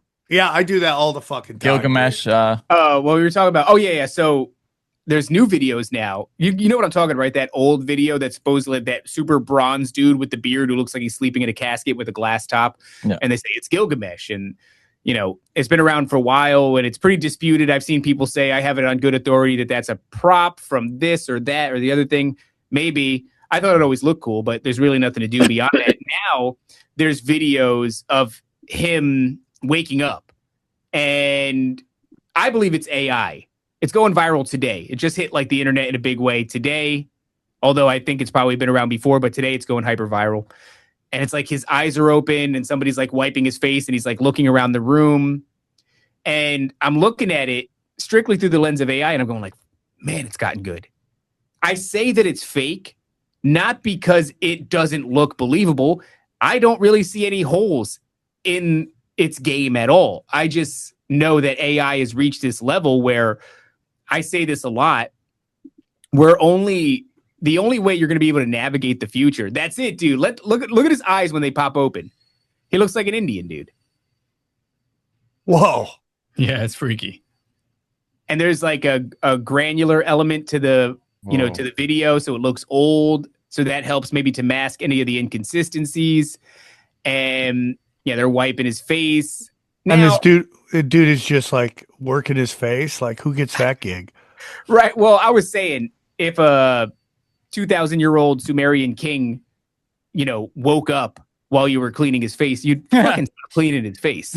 You'd shit your pants and you'd back away. So that's another element. He's like Snow White. Is he like Snow White? He just kissed him and then he woke up, or who the hell knows? He just rubbed him. Who the hell knows, dude? No, I will say there is a proposed community note on this by the AI system that Grok, has on Twitter that says this video depicts a known 2008 hoax featuring a fake mannequin mummy from Iran. Not Gilgamesh's body. No preserved body was found in the 2003 archaeological survey at Uruk, which is what this claims to be from. But I don't know. That has to be in reference to the one that's still sleeping, because that did not look like a mannequin. If anything, no, it doesn't. The one that we just saw looks like either it's total bullshit or it's a small Indian man. Yeah. A small Indian man. But if you look at it, the crowns are different. The crown of the thing that's awake is different than the crown of the sleeping, alleged Sumerian king. So, but we live in this era now. Here's that I have that comparison. Yeah, bring that up because it's one of them is very ornate. It's gold. Yeah. It's nice. The other one is kind of shabby, not fit for a king. The top image is total bullshit looking. But the bottom one is a little bit more. So we're looking. Oh yeah, there you go. Yeah, that's the same crown in that left image there. That's the one that's waking up. Now that's the mummy thing, I think. But this other, none of these are what's in that video, I don't think. Possibly that thing at the top, but the one at the bottom is the one that is kind of the famous one. You know, they found yeah, and that looks completely different, as you said, from what's in that video. Huh. It's actually kind of brutal because we were talking about what a fantastic era it is to be a conspiracy theorist, but what we're also the best time. It is, but we're also watching retards, you know, like myself, be inundated with so much fake crap constantly. And then since a lot of these people, it's kind of their first time at the rodeo, they're just going ham and it's going super viral and they're going, oh my God. And, you know, I remember what it was like to first be waking up, which is a brutal term. I don't like it. You know, I don't like being a truther. I don't like waking up. Like all that crap is really cringy. But when you first realize like the paradigm you thought was reality is no longer reality, you start clamoring onto all types of shit that's not real, right? Because if the official narrative's fake, it's like you're on a big ship and the ship is sinking, and now you're in the water and you're just grabbing onto this fake thing and that fake thing, and so there's so much of a learning curve. Well, like I think we're getting to a point in the question of, does it even matter if it's real or fake, or does it matter if people believe it? Like when the government decided to do disclosure and buy aliens.gov, I said today, I forget the exact date, but I'm like, this is the day that the world fundamentally changed, similar to 9/11 and COVID and the JFK assassination, things like that. Your children are going to grow up with believing the fact that aliens are real, that UFOs certainly do exist. No matter what we think and have been talking about for the last 10, 20 years, however long you guys have been in this, that is fact now because the government said it. So it's a verified truth. And if enough fact checkers will verify it, right? Like in the future. Yeah. Enough. They really bought it. Yeah, they bought it, but they turned it into a thing about fucking. Trump's on it. Yeah, it's the White House. Holy crap. But it's about illegal migrants. But they're also doing legitimate soft disclosure. Yeah, they are. Yeah. So we're in a strange time. Again, all this stuff could be real. Maybe Nephilim Death Squad, all the shit we talk about is all made up and nonsense. These people are out there trying to verify it. That's the world that we live in now. There's no turning back. So your kids are growing up in a mystical world. That's the worldview that they'll have. Play that out for 15 years. What does this look like? What does conspiracy theories look like at all? Like, I don't even know. It's weird. Yeah. It's a weird time to be alive, dude. That's why I think the only thing that gets you through this is the Holy Spirit. Like, you need to get right and actually like figure out who Christ is, who God the Father is, and who the Holy Spirit is. I think we're all engaged with the spiritual realm on a constant basis, whether we know it or not. And we're all moved by a spirit. I think that's the reality of the situation. At any given moment, you are moved by a spirit. Yeah, like Bob Lazar on Rogan. Bob Lazar. Every time, dude, my head on Rogan, he was saying that these entities, whatever they are, they view us as containers. Damn right. And again, like, do I believe everything this guy says? I don't know. I think that guy might be a little bit of a fed op, but there's truth that's inserted in there. It's like, yeah, we certainly are containers. And if you're empty, what are you being filled with? Yeah. Everybody's filled with something. So like throughout the course of the show and like the growth of the show and me personally, I'm like, what am I filled with? Or what am I allowing myself to be filled with? What am I consenting to? What did I just allow in? What did I say no to? And it's a constant battle of checks and balances of like, which way am I going? Or like, I was going to ask you, Sam, yesterday when you were having this crazy day, you're just getting blapped up with all the shit. Were you able to like take a step back and go, they turned CERN on, hold on a second. Let's just get through this. Or were you just like chaotic and reacting? Well, when you're in the moment, so I didn't realize they turned CERN off until I did Conspiracy Social Club late at night, which was my third podcast that day. And I was like, holy shit, dude, that explains like everything, dude. Like, to me, it did, because energy was just crazy, Some weird stuff happened with my kids at school. And I was just like, man, everything is just out of whack right now, just energy wise and everything. So I was like, yeah, it really opened my eyes. So in the moment, I'm just going, dude. Like I'm just grind, dude. Just get through the day and hope and pray. But it was like such a long day. Sounds like you miss CERN, by the way. It sounds like you I'm like, CERN, turn back on. I'm tired of these long days. Wait, what was the logic of turning it off? Did they claim something too much power? It's like scheduled maintenance. And it's like they gotta get rid of all the exoskeleton. A 4-year upgrade to convert it into the high luminosity large hadron. It's crazy because it wasn't long ago that I saw them. Rumors of. I verified nothing these days anymore. I go all. We prefer that. But this idea that they were concerned about something that they had let in. There's a bunch of times where CERN was alleging to have let something into this fucking realm. They were saying that something was standing at in between standing at the door. Yeah, the portal that they just recently opened. They didn't say a man or entity or whatever, but they were saying that there was something in front of what they were opening. Well, I hope they fucking put it back before they shut it down. I don't think you really have any choice in the matter. You open that shit up, it's going to do what it's going to do. But it's crazy that we're letting them do that, right? Like, what the fuck? Oh, dude, remember there was like a non-zero chance that they would create a singularity that would consume the entire planet. They thought, anyway. Yeah, and when they said that, like after you kind of that settled for a while, and then people were like, "Hey, what?" And they were like, "We were just kidding. We were just fucking kidding. We didn't mean that." Like. You're a fucking scientist. You're not funny. Yeah. So I want to do something with you guys. A lot of guys here, XG's into paganism. He's big into pagans and the occult. That's his thing. But the rest of us, some of us farther along than others. Johnny's always been it. I'm working my way towards it through Christianity and stuff like that. There's a big push to kind of demonize Christianity. They're like whether Jesus was real or not, all that stuff, or whether he was the power that everyone thinks he is. You got the people out there saying we're being basically manipulated by Jews. Like, what is your thoughts on all that? Okay, so I think the Jew thing's interesting. For a while, the other day, was wondering. I was on the Jew train, saying all the things about the Jews because of all the things they're doing. Jew train to Auschwitz and had wooden doors. So I was wondering, at some point, everybody got on the Jew train. Now, did everybody just get smart, or did the bar get lowered? And I think the bar got lowered. So then the question is, well, why then is everybody meant to notice the crimes of the Jews? And in the Bible, consistently, the Jews are getting close to God and then fucking disappointing God and going back and forth, back and forth.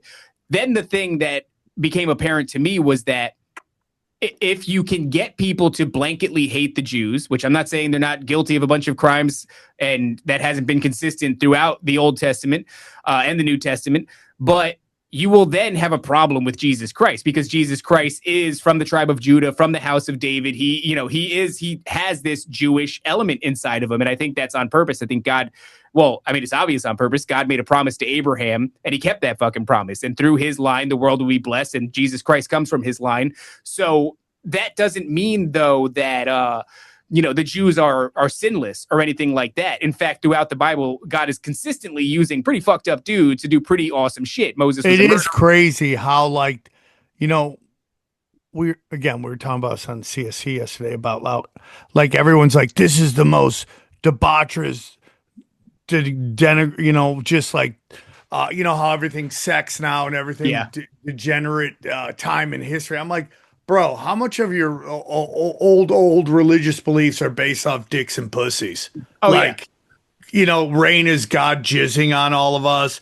The Greeks believe the Milky Way was created when Hercules tried to suck on some goddess's tits, and she woke up and her breast milk went into the universe and created the Milky Way. It's like, why not? Yeah.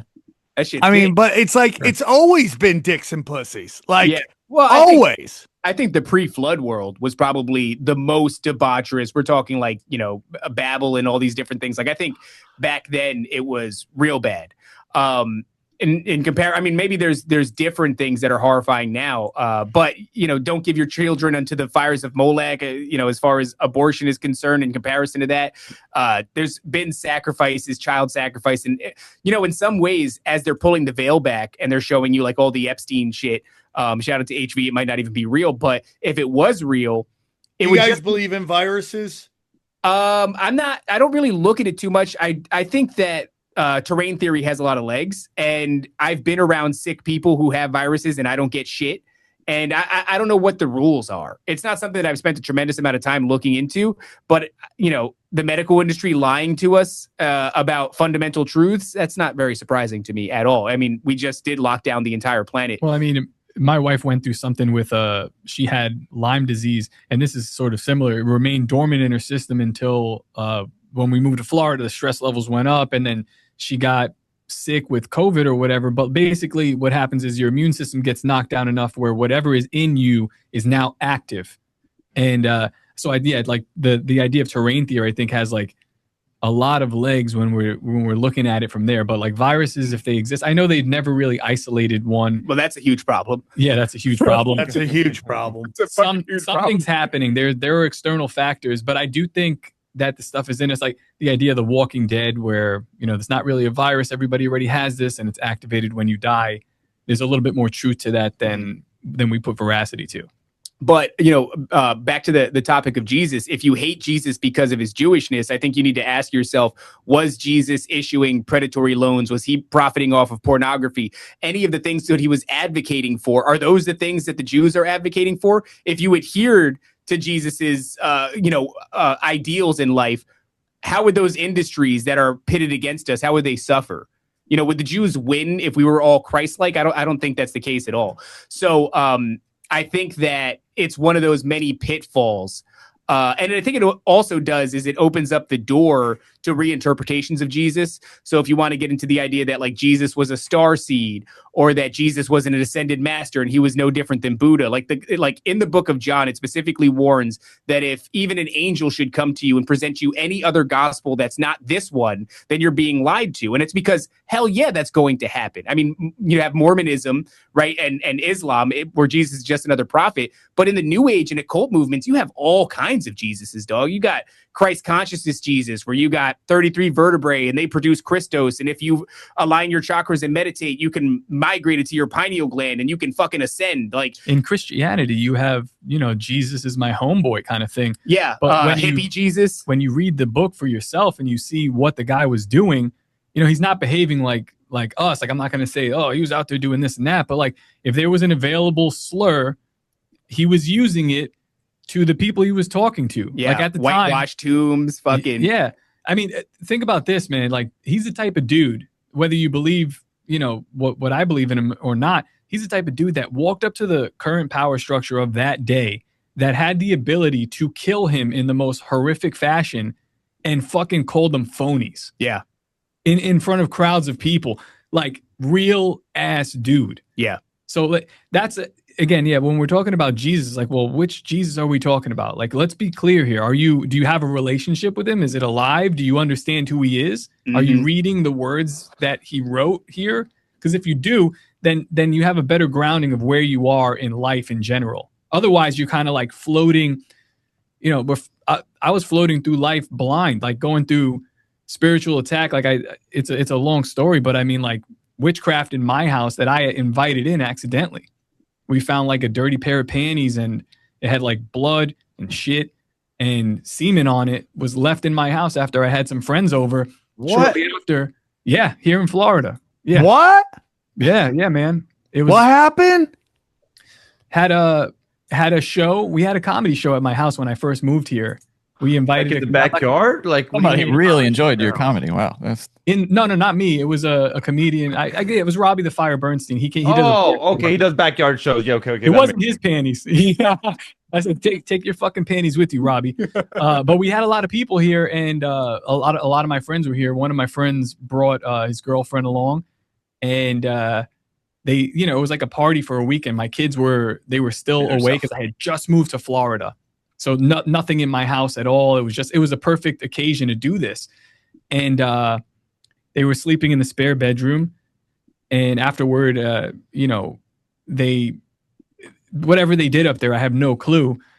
The next day, I'll just tell the story. The next day, I'm helping my parents unpack because they're moving in. This is all happening like boom, boom, boom. I'm moving here. My parents are moving to the property with me because I had their house is on my property as well. So their driver comes, and I actually recognize him. It's a guy. It's the craziest shit. This guy Jovi Val. He was like an original Proud Boy member from New York City, and he had a big scar on his face. So that's how I recognized him. And I was like, oh shit, like, what are you doing, man? And he's like, yeah, I got a moving company, and my parents just somehow picked this dude. So I'm sitting there and I'm chatting it up with him because we're talking politics and, you know, culture and shit like that. And I'm helping him move stuff because he's waiting for his partner to come. So I was like, I'll help him out. I'll help him move this stuff. And my friend and his girl that were staying in the spare room, they slept in, and they're the last people to leave. They come out and they walk through, like, there's like a large field on my property. I'm in the back, and I'm with him, and I go, oh, hey, come meet these guys. You know, you're going to like them. He's like, you know, he's up and coming in the space, and his girlfriend is kind of big in the space too. And he goes, oh, yeah. So he walks out, and he stops. He, like, sees the girl and just stops dead. And, like, I noticed right away, I'm like, there's something happening here. I was like, did these guys fuck? Like, what was this? And she sees him, and she turns around and makes a beeline and goes into the car and waits there. And I say bye to my buddy, and then I go back to him. I was like, you know, what was that about? And he just looks me right in the face, and he goes, she's a witch. And I'm like, yeah, sure. Like, I'm dealing in comedy. This is a time where, like, I'm just about to start working for Lewis, and I'm doing Tower Gang, and that's really what I'm involved with. I'm like I'm working for Odyssey, so I'm very much in that world. I'm not paying attention to the spiritual at all, just flying blind. No clue what I'm inviting into my house and my family, where my fucking family's going to live. Well, whatever. The next day we clean up the room. My wife finds a panty. She doesn't tell me anything because she's like, it's girl code to, like, you know, she must have forgot these. Whoops, forgot her sloppy panties. Got her fucking sloppy, her shitty duty panties. Shitty, bloody, cummy panties. And she doesn't say anything. It actually comes up as a joke later on Tower Gang show. So if people are like fans of that show, they could extrapolate and figure out who I'm talking about, or we're joking about the panties because I find out and it's a joke. But time goes on, maybe a month, my kids get like sick, consistently sick for like 6 straight months. Yeah. And we're like, damn, 6 months. Like, what the fuck, dude? Can't figure this out. We get them right. After they get right, immediately after, my wife gets sick. And with the Lyme disease, what I'm talking about, but realistically, it was everything. Like, she's having vertigo. She was bedbound. I'll be honest with you. I thought she was going to die. Yeah, when they die from Lyme disease, it's like Lyme disease is a blanket terminology. Yeah. And the symptoms are fucking whatever everything. It's everything and nothing. So one day her fingertips hurt. The other day she can't get out of bed. Another day her vision's upside down. Another day she's vomiting. And this happens for months. And, like, we can't figure it out. We just moved to Florida. I'm like, I'm going to fucking move back. Like, my job doesn't have, my job there didn't have good healthcare. I'm like, I'm just making cash, you know? And I left the MTA to come here. I'm like, shit's upside down. I'm going to quit. And, like, we got to go back. But I toughed it out. I'm still doing what I'm doing. I picked up a fucking another job just to get healthcare. So I'm doing, it was crazy, a crazy time. And we spent, tens of thousands of dollars on my wife. Because I'm like, if you're not good, then we don't have a family. So whatever savings we had, we poured that into her, and she's a nurse. So she was like well aware of the Western medical system. And she's like, I'm not going to go on the pills they're suggesting. I'll be on them for life. I'll never recover. And I'm like, all right, so what do we got to do? And it's all alternative shit.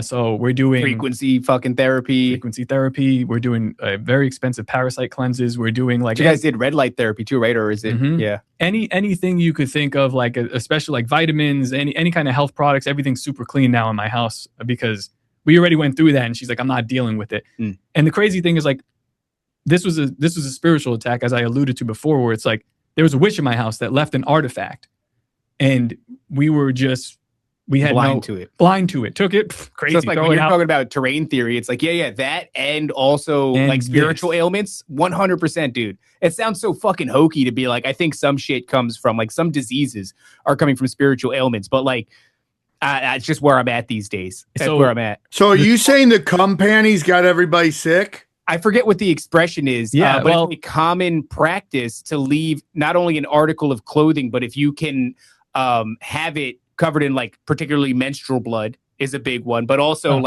semen and shit. What do you think Aleister Crowley is doing when he's doing sex magic and they're doing butt stuff and it's like the mixture of semen and feces and blood? Like, now listen how crazy this shit is. I still haven't really figured it out because again, shit just happens and you just go through life and I got to figure it out. Boom, boom, boom. We'll get it done. Whatever. So I figure it out. We get it right. Bohemian Grove happens, the last one that you were at, and you saw what happened before that. Just fell through fantastic. Oh yeah, like a bunch of relationships fell apart and all that crazy shit. Yeah, so I'm like, wow, what was that? Like, it made no sense. It didn't make any sense because like, if you were on the ground floor with us seeing what we were doing, you'd be like, this is just illogical. A week or two after Bohemian Grove, we have Vicky Joy Anderson on, and she's explaining to us witchcraft, and she actually gets on talking about artifacts, and then she mentions like, yeah, they will leave things that are loaded with this or that or this. And it hit me like a ton of bricks. And I like stepped off the show. I called my wife. I'm like, listen, bitch, what was on those panties 4 years ago? And she's like, I can't say. I was like, step out of your job right now and tell me what was on those panties. And she tells me, she's like, yeah, this, and this. And I was like, all right. Oh my God. Yeah. So I'm like, okay, so that happened. You think she left a hex on you for some reason? Like, I wonder what the reason. You let her bone in your house. Like, why would she do that? I don't know. But I think that thing happens. I would leave assorted fruits. I appreciate you. But it's like, when I moved to Florida, that's a big step away from this job that I was doing in a completely different direction. Because I think I was supposed to do what I'm doing now. Like, we're here doing a thing where we're talking to a lot of people and we're doing it in a backwards way, but it seems to be effective. And I'm telling you, I was this close to going, well, just put this place for sale. I can still get my job back. This fucking land is cursed. This is within 6 months. I can go back and it's easy. Like I was making six figures. We've got healthcare. I've got a pension. I've got a fucking cake job. I could sit in my truck and I could just drive this until I die. But I can't do that. Like, that sounds like a nightmare, dude. But a lot of people, it's not a nightmare. For sure. Yeah. It's also a blessing too, because it helped me do what I do now. Like, that's like the foundation. And some people are great. Some people do that. Like, my dad worked his whole life as a post office guy, and he retired. Like, he's the post office guy. That's what he does. He takes pride in that. For me, I was like, nah, there's something bigger. But like, at that point, it was like, turn around. Why are you doing this? Like, just fucking stop this. And I didn't. And whatever. Long story short, we start this podcast, and it's funny. Our first sponsors, for no reason, when the podcast wasn't shit, crazy. Like, the Rife Machine, Frequency Technology, Parasite Cleanses, from Purge Store. Shout out to these guys that they sponsored the last Bohemian Grove as well, and then like Van Man picked us up, paying us money. Yeah, natural fucking foods and I bet you if you go back and you do the accounting for how much money I spent to get my wife up with this shit, it's probably like 1 for 1. Like, that was got like it all back. Yeah, it was crazy. It was taken from me in the weird way and then given to me in this strange way with this racist show that we do. I'm like, I'm at the point where I'm like, I'm done trying to explain it or like theorize it. I know what works and I know what direction I need to go. Yeah. And we do it like this in a zigzag fashion, but like, that's the way I'm going. Now we're on fucking Mount Crushmore. Yeah, and it's crazy because when you said was on those panties, the first thing I thought about was that Tool song, "Shit, blood, and come on my dick." And it's like, the reason I thought about that is because Tool they're my favorite band, but they're so deep into the occult. They're bad. Their music is so good, and it's just so occult. It's like what you do with Michael Jackson. You're like, oh, yeah, the music's so fucking good, dude. Bro, and it's like, I had this moment where my kid loves Michael Jackson. All kids love Michael. Like, I've said this before, in 20, 50 years, no one will be talking about the Joe Rogan Experience. It's a great show. It's my friend. There will always be Michael Jackson. Yeah. 100 years from now, they will still listen to Michael Jackson. My kid's in this season, and I was telling our clip maker, I said, I don't have the heart to tell him, alluding to the kid thing. And then Lainey goes, that he was black? God damn it, bro. Actually, what were you going to say? I feel like you were going to say something. There's an actual hex in voodoo where if you want to make someone fall in love, the witch tells you to put your menstrual blood in his food. And it's known, like in Louisiana, they tell you don't have spaghetti on the first date, nothing red on the first date, because there's this hex where they put menstrual blood and then you fall in love, you eat it. Listen to this shit. Go ahead, man. My nigga, my father is married to a fucking witch. Who? And he knows he's married to a witch. His dad. He has a dad. I have a dad, and it's a long and fucked up relationship, but he's married to a witch. And he knows she's a witch. And he goes, well, sometimes fucking good things happen. She does a little spell. I let her do a spell. Sometimes something good happens. Like, everything is bad in your life, but all fucking K. And she puts her panties in his coffee pot. No. What do you wait? Like in every morning she does? I don't know if it's every morning. I think we caught it while we were there. So when I moved to Florida, before I bought my house, I stayed with him for like the first time in my life. Would you like some more cunt tea? Fuck. I closed on a house in a month and a half because I just had to get the fuck out of there. Look, guys, this woman she hated us. I remember 2 weeks into us living there, she called a family meeting, bizarre, from me and my estranged father. I hadn't known him since I was a child. And she goes, there's a problem. And the problem is you don't love me enough. And I'm like, bitch, I don't even know you. Like, what are we talking about? And I had to sit in front of this woman and kind of like try to navigate this. But one day, my dad's at work. She comes out. She's whispering to paper effigies, right? So, and then she's looking at us, setting them on the ground and lighting them on fire in the backyard. Nope. And then she does like a little fucking prayer. And then she moves on and does another one. Like, he's married to a legitimate witch, dog. So when you're saying panties in the food, menstrual blood in the yes. 100%. But this is why it's important. Like shows like, Tinfoil Hat is important to be like based on this knowledge. The Confessionals, our show. You should know these things because they're probably happening to you and you don't fucking realize it. And you're just prevalent. It's like walking around and you're getting punched, but you have your eyes closed the whole time. And you're like, I wonder what's happening. Do you know how many chicks out there are just like, I fucking dabble in witchcraft. You bitch. Okay, so you guys don't listen to like obviously Mexican radio, but on the Mexican radio, they have witches go on there and be like, if you're trying to, if you have bad luck and you're down on your luck, call me this number. If you're having hard time in love, call this number. And they're all hexes. They're gonna tell you, go get this guy's hair, go bring me this guy's hair, and we'll do something with it. Yep. I have a story from my aunt. It's probably too long to tell at this point. What was that? Well, we call her. I know I can't say aunt because we say titi in Spanish, so it's titi. My aunt, which I know you guys aren't going to understand. Yeah. But yeah, same thing. Tell us about your aunt. From a call-in, her friend called in a psychic. Yeah. And to this day, this lady's life has just been a disaster. But it's a long story. I'm not going to tell it now. But like that attachment though, isn't that the Hat Man thing? Well, she's been visited by that, but it's called. There's an episode called "Scissors in the Lawn." If you guys are ever interested, on Nephilim Death Squad, I have her on, and she explains the entire story, and it's tragic, hilarious. She's made all the wrong moves, and none of those moves are Jesus Christ. All those like you'll go to another witch, and they'll say the way you want to you're putting this scissors in your lawn, you're burning sage, you're painting your walls. She's done it all, and it gets better, and then it gets progressively worse, compounded on top of what you've done. So like instances of relief, and then twice as much. Yeah. And by the way, the Bible even says that, like, you cast something out, right? You cast something out of yourself. If you do not fill yourself with Holy Spirit, if you cast something out and you leave that house empty, it comes back sevenfold. So it goes out, it gets 7 of its homies, and it comes back, and it's even harder to remove. Like, that is consistent with what the Bible talks about. Like, if you don't fill yourself, we're vessels. Shout out fucking Bob Lazar, dude. If you don't fill yourself with something is going to try to fill that void. Fill you up, daddy. You're going to get filled up, and it's going to be bad, my nigga. All right, guys. Great show. The Prodigal Sons return. Crushing it. Great show, dude. Oh, by the way, can we shout out Bohemian Grove? We got another one coming up.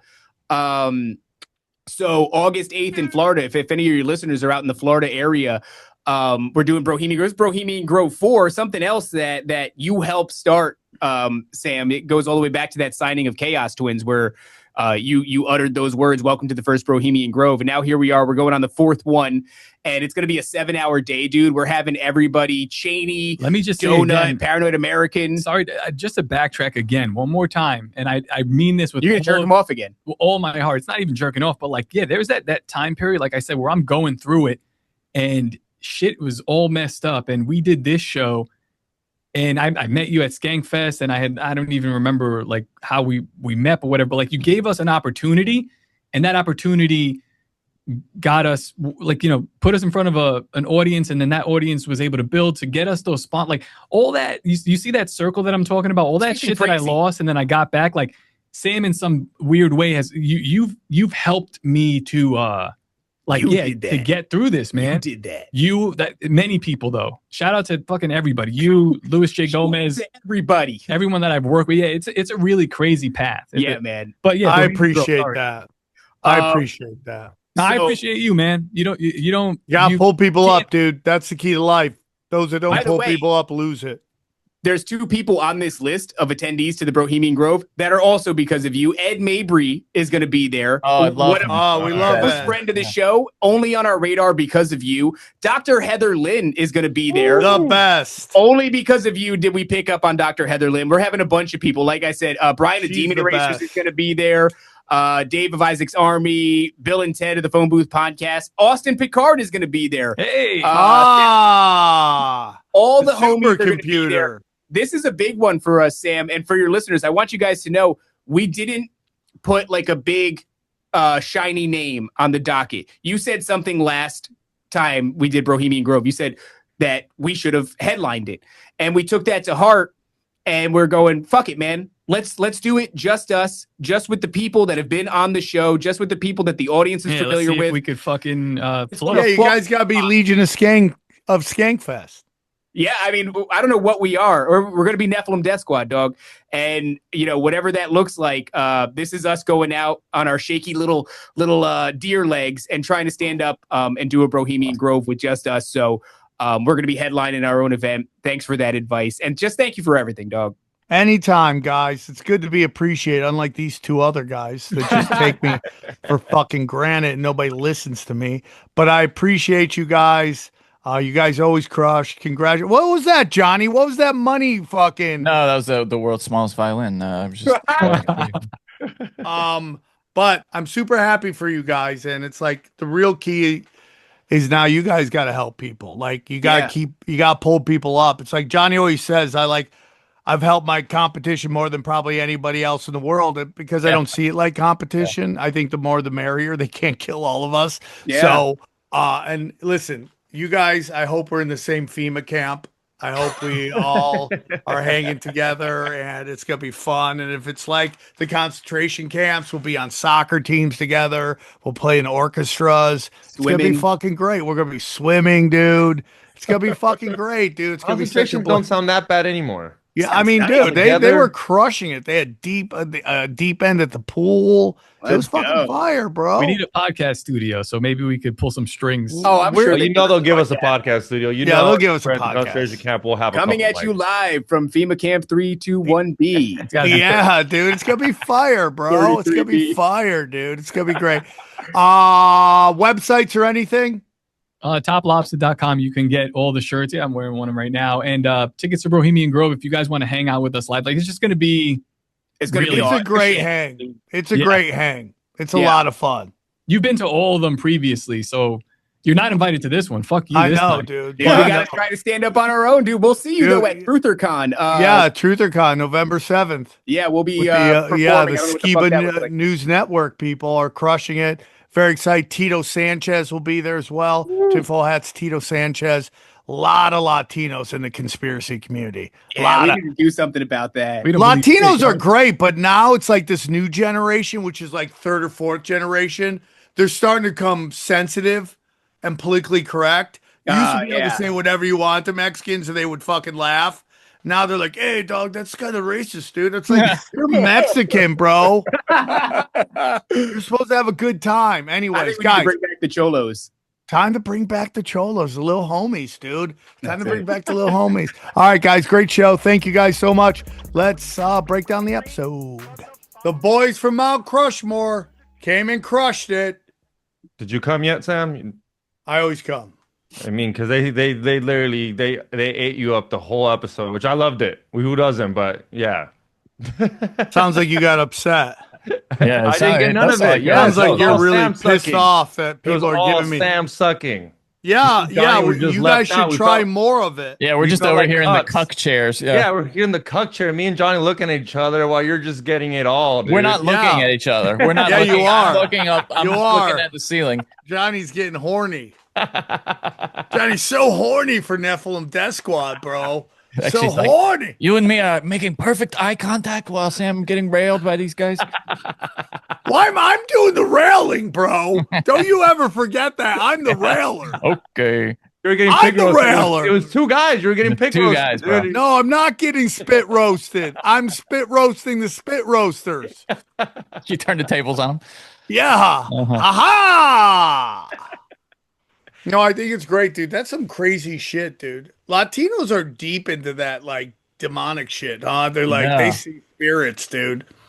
Right? He didn't even go to a priest. I mean, if I had any type of, like, possession, I'd go to the church. Do you see anything, XG? Any chupacabras or anything? No, I've never seen the big hat man, or what was he called? The hat You've never seen any of that stuff?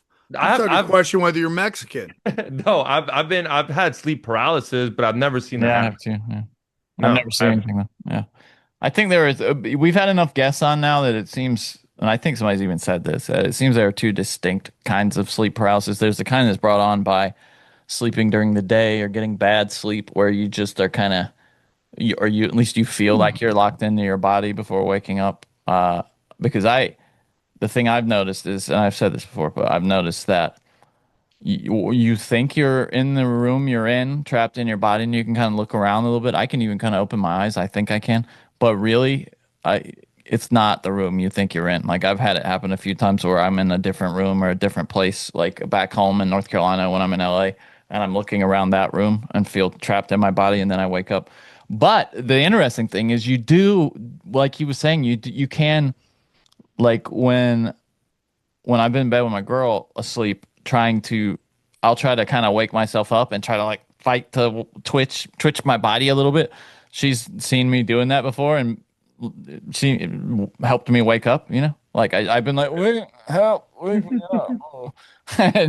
She wasn't like his wife that recorded him for a fucking No, yeah, she didn't record me. She woke me up, thank God. Yeah. But dude, that's the stuff. I mean, I can't tell you how quickly I'm out if stuff like that starts happening to me. I'm out, dude. Like, I'm moving. I don't care where at first I'm probably trying a different room. Like, maybe it's connected to the room, but if it is a house or the land, I'm gone. I'm just out so fast. That is one thing I'm like not scared of having kids, but everyone always talks that kids see things that you don't see. And I'd be scared if my kid's like, oh, I'm playing with my friend in my room. I'd be like, no, you're not. We're moving. Have you had that, Sam? Where your kids, have you had that where the kids are like looking at something or playing with an imaginary friend? Oh, my autistic daughter does it all the time. Just stares up there. And I'm like, oh, you see something. Something's hanging up in the corner. Ooh, yeah. Dogs do that too sometimes. Dogs do that where they're just looking at something and you're like, what are you barking at or looking at? And you go over there, nothing's there. And there's, you know what's super interesting is we're now getting my daughter finally in the ABA. It's been a real battle. So Dana was talking to, because Dana's good at the details, so she takes care of that shit. And she was talking to them at the school that's going to come work with our daughter. Mm-hmm. And she was like, is she babbling words? She's like, yeah, she says words here and there. And she goes, that means she's eventually going to talk, which is like the greatest thing ever. Yeah. If they're babbling words, they will begin to talk. That's what she said. So it might not be till 7, 8, 9, but she will talk. And I'm very excited about that. That's awesome.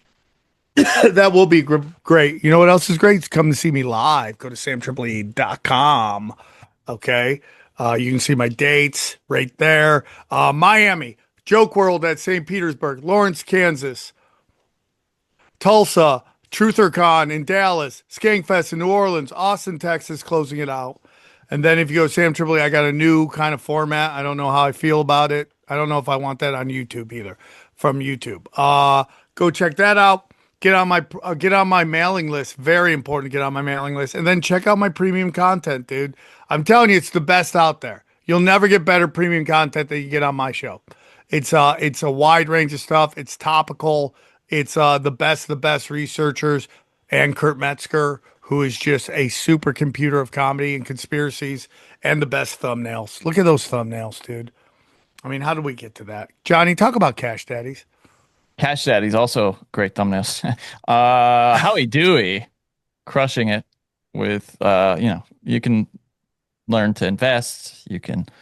He publishes a portfolio that he updates throughout the year, so you can invest along with him. It's also just generally educational. You can learn about saving for retirement, etc. We do a weekly podcast called Cash Daddies, and then we have a premium portion at the end of that where we take questions directly from the people. Yeah, how he calls them Patreons.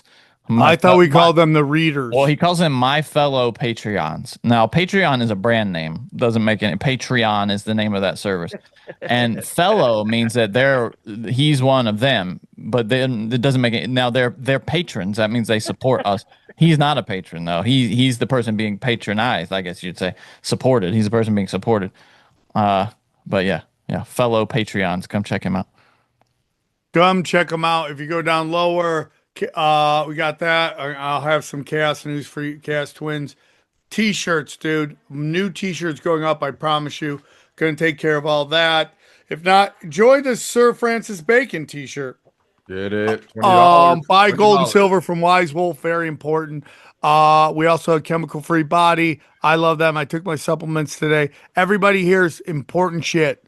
If you need it, whether it's working on your electromagnetics, your chemical makeup, it's all there. Brain Supreme, it's all there. And also go check out our YouTube channel. Go to tinfoilhat, youtube.com/tinfoilhatofficial. Join us there. You get all the videos there. And then finally, you can check out my comedy one at samtripoli.com. youtube.com/Sam Tripoli Comedy.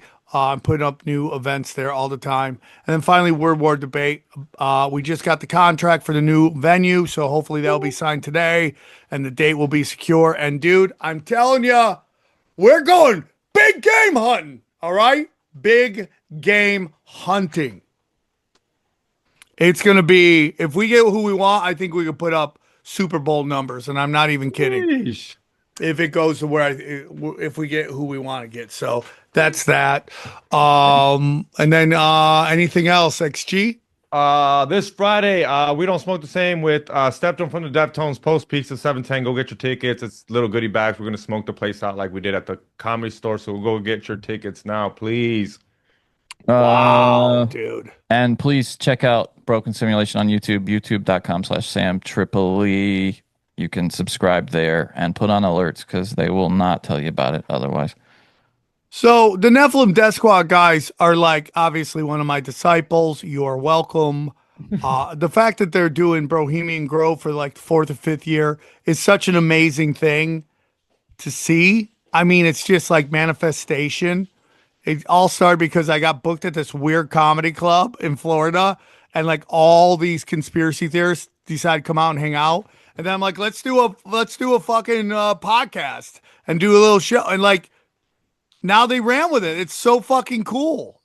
It's like so cool that they're doing it. And like, they really are savages, dude. I've always said they're Legion of Skanks meets tinfoil hat.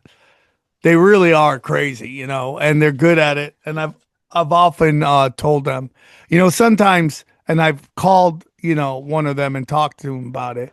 Is like you start going too hard on other people.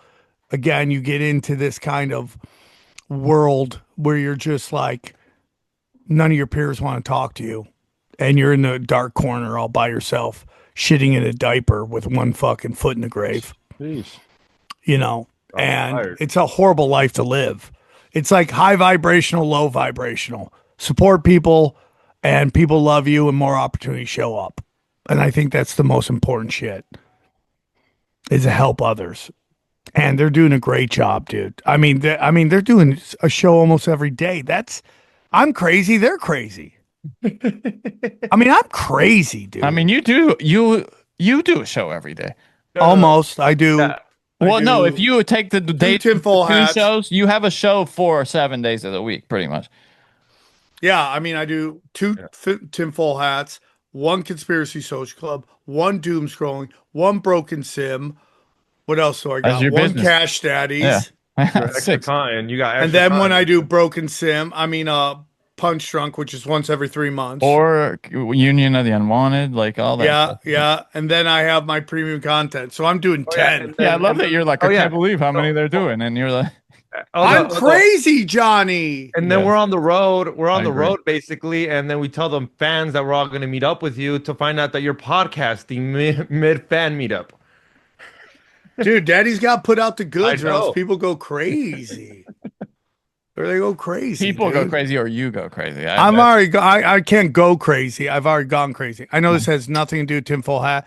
Johnny, guess who the Boston Celtics traded Jaylen Brown to? It's absolutely insanity. Go on. The Philadelphia 76ers. What'd they get? Paul George and a bunch of picks. I better be a bunch of picks. Oh, here. It's 2 first rounders, 2 second rounders. Dude, what? What? Why would you trade him to someone in your conference? It makes no sense, yeah. Oh my God. Unless they really don't believe in him. You know, I mean, I showed you that thing where analytics guys think he's in front offices. These aren't like nerds on Twitter. These are people who work in NBA front offices. He was top 5. Yeah. He averaged like 26 a game, 27 a game. You just handed them the I mean, like, dude, that's a great team, dude. That's a great team. I mean, obviously, you got to worry about Joel Embiid. If they can move off him, God, that'd be crazy, dude. Yeah, I mean, yeah, you got to take that into consideration, right? Because you're gonna, if you're trading for their picks, was it their picks that they got mostly? Probably, right? I mean, and George is still giving you what, like 17 a game or something like that, but he's just dude, Jaylen Brown is a former Finals MVP, dude. Oh yeah, he just had his best season in the NBA. Yeah, that was his best. Dude, I'm sorry, 28 a game, 28.7 a game. They sold so low, dude. 7 rebounds, 5 Everyone's assists. like, Brad, whatever. Is it Brad Williams? What is his name? Brad, who's their GM? Yeah. What? I mean, just got fleeced, dude. Sorry, that's Brad the worst. Stevens. Brad Stevens. Yeah. Brad Stevens. That's the worst. I'm blown away at how bad this is. Wow. All right, guys, enjoy the highlights. Wait. We were talking about sports. What's the score of USA Today? They play at 5 or 6. They played today? Why? No. We're not. Why, dude? Why would you talk about that? I thought they played tomorrow. No, they played last week, guys. Come on. Oh, you're right. My bad. Oh, yeah, they did. Right. Bye, guys. All right, guys.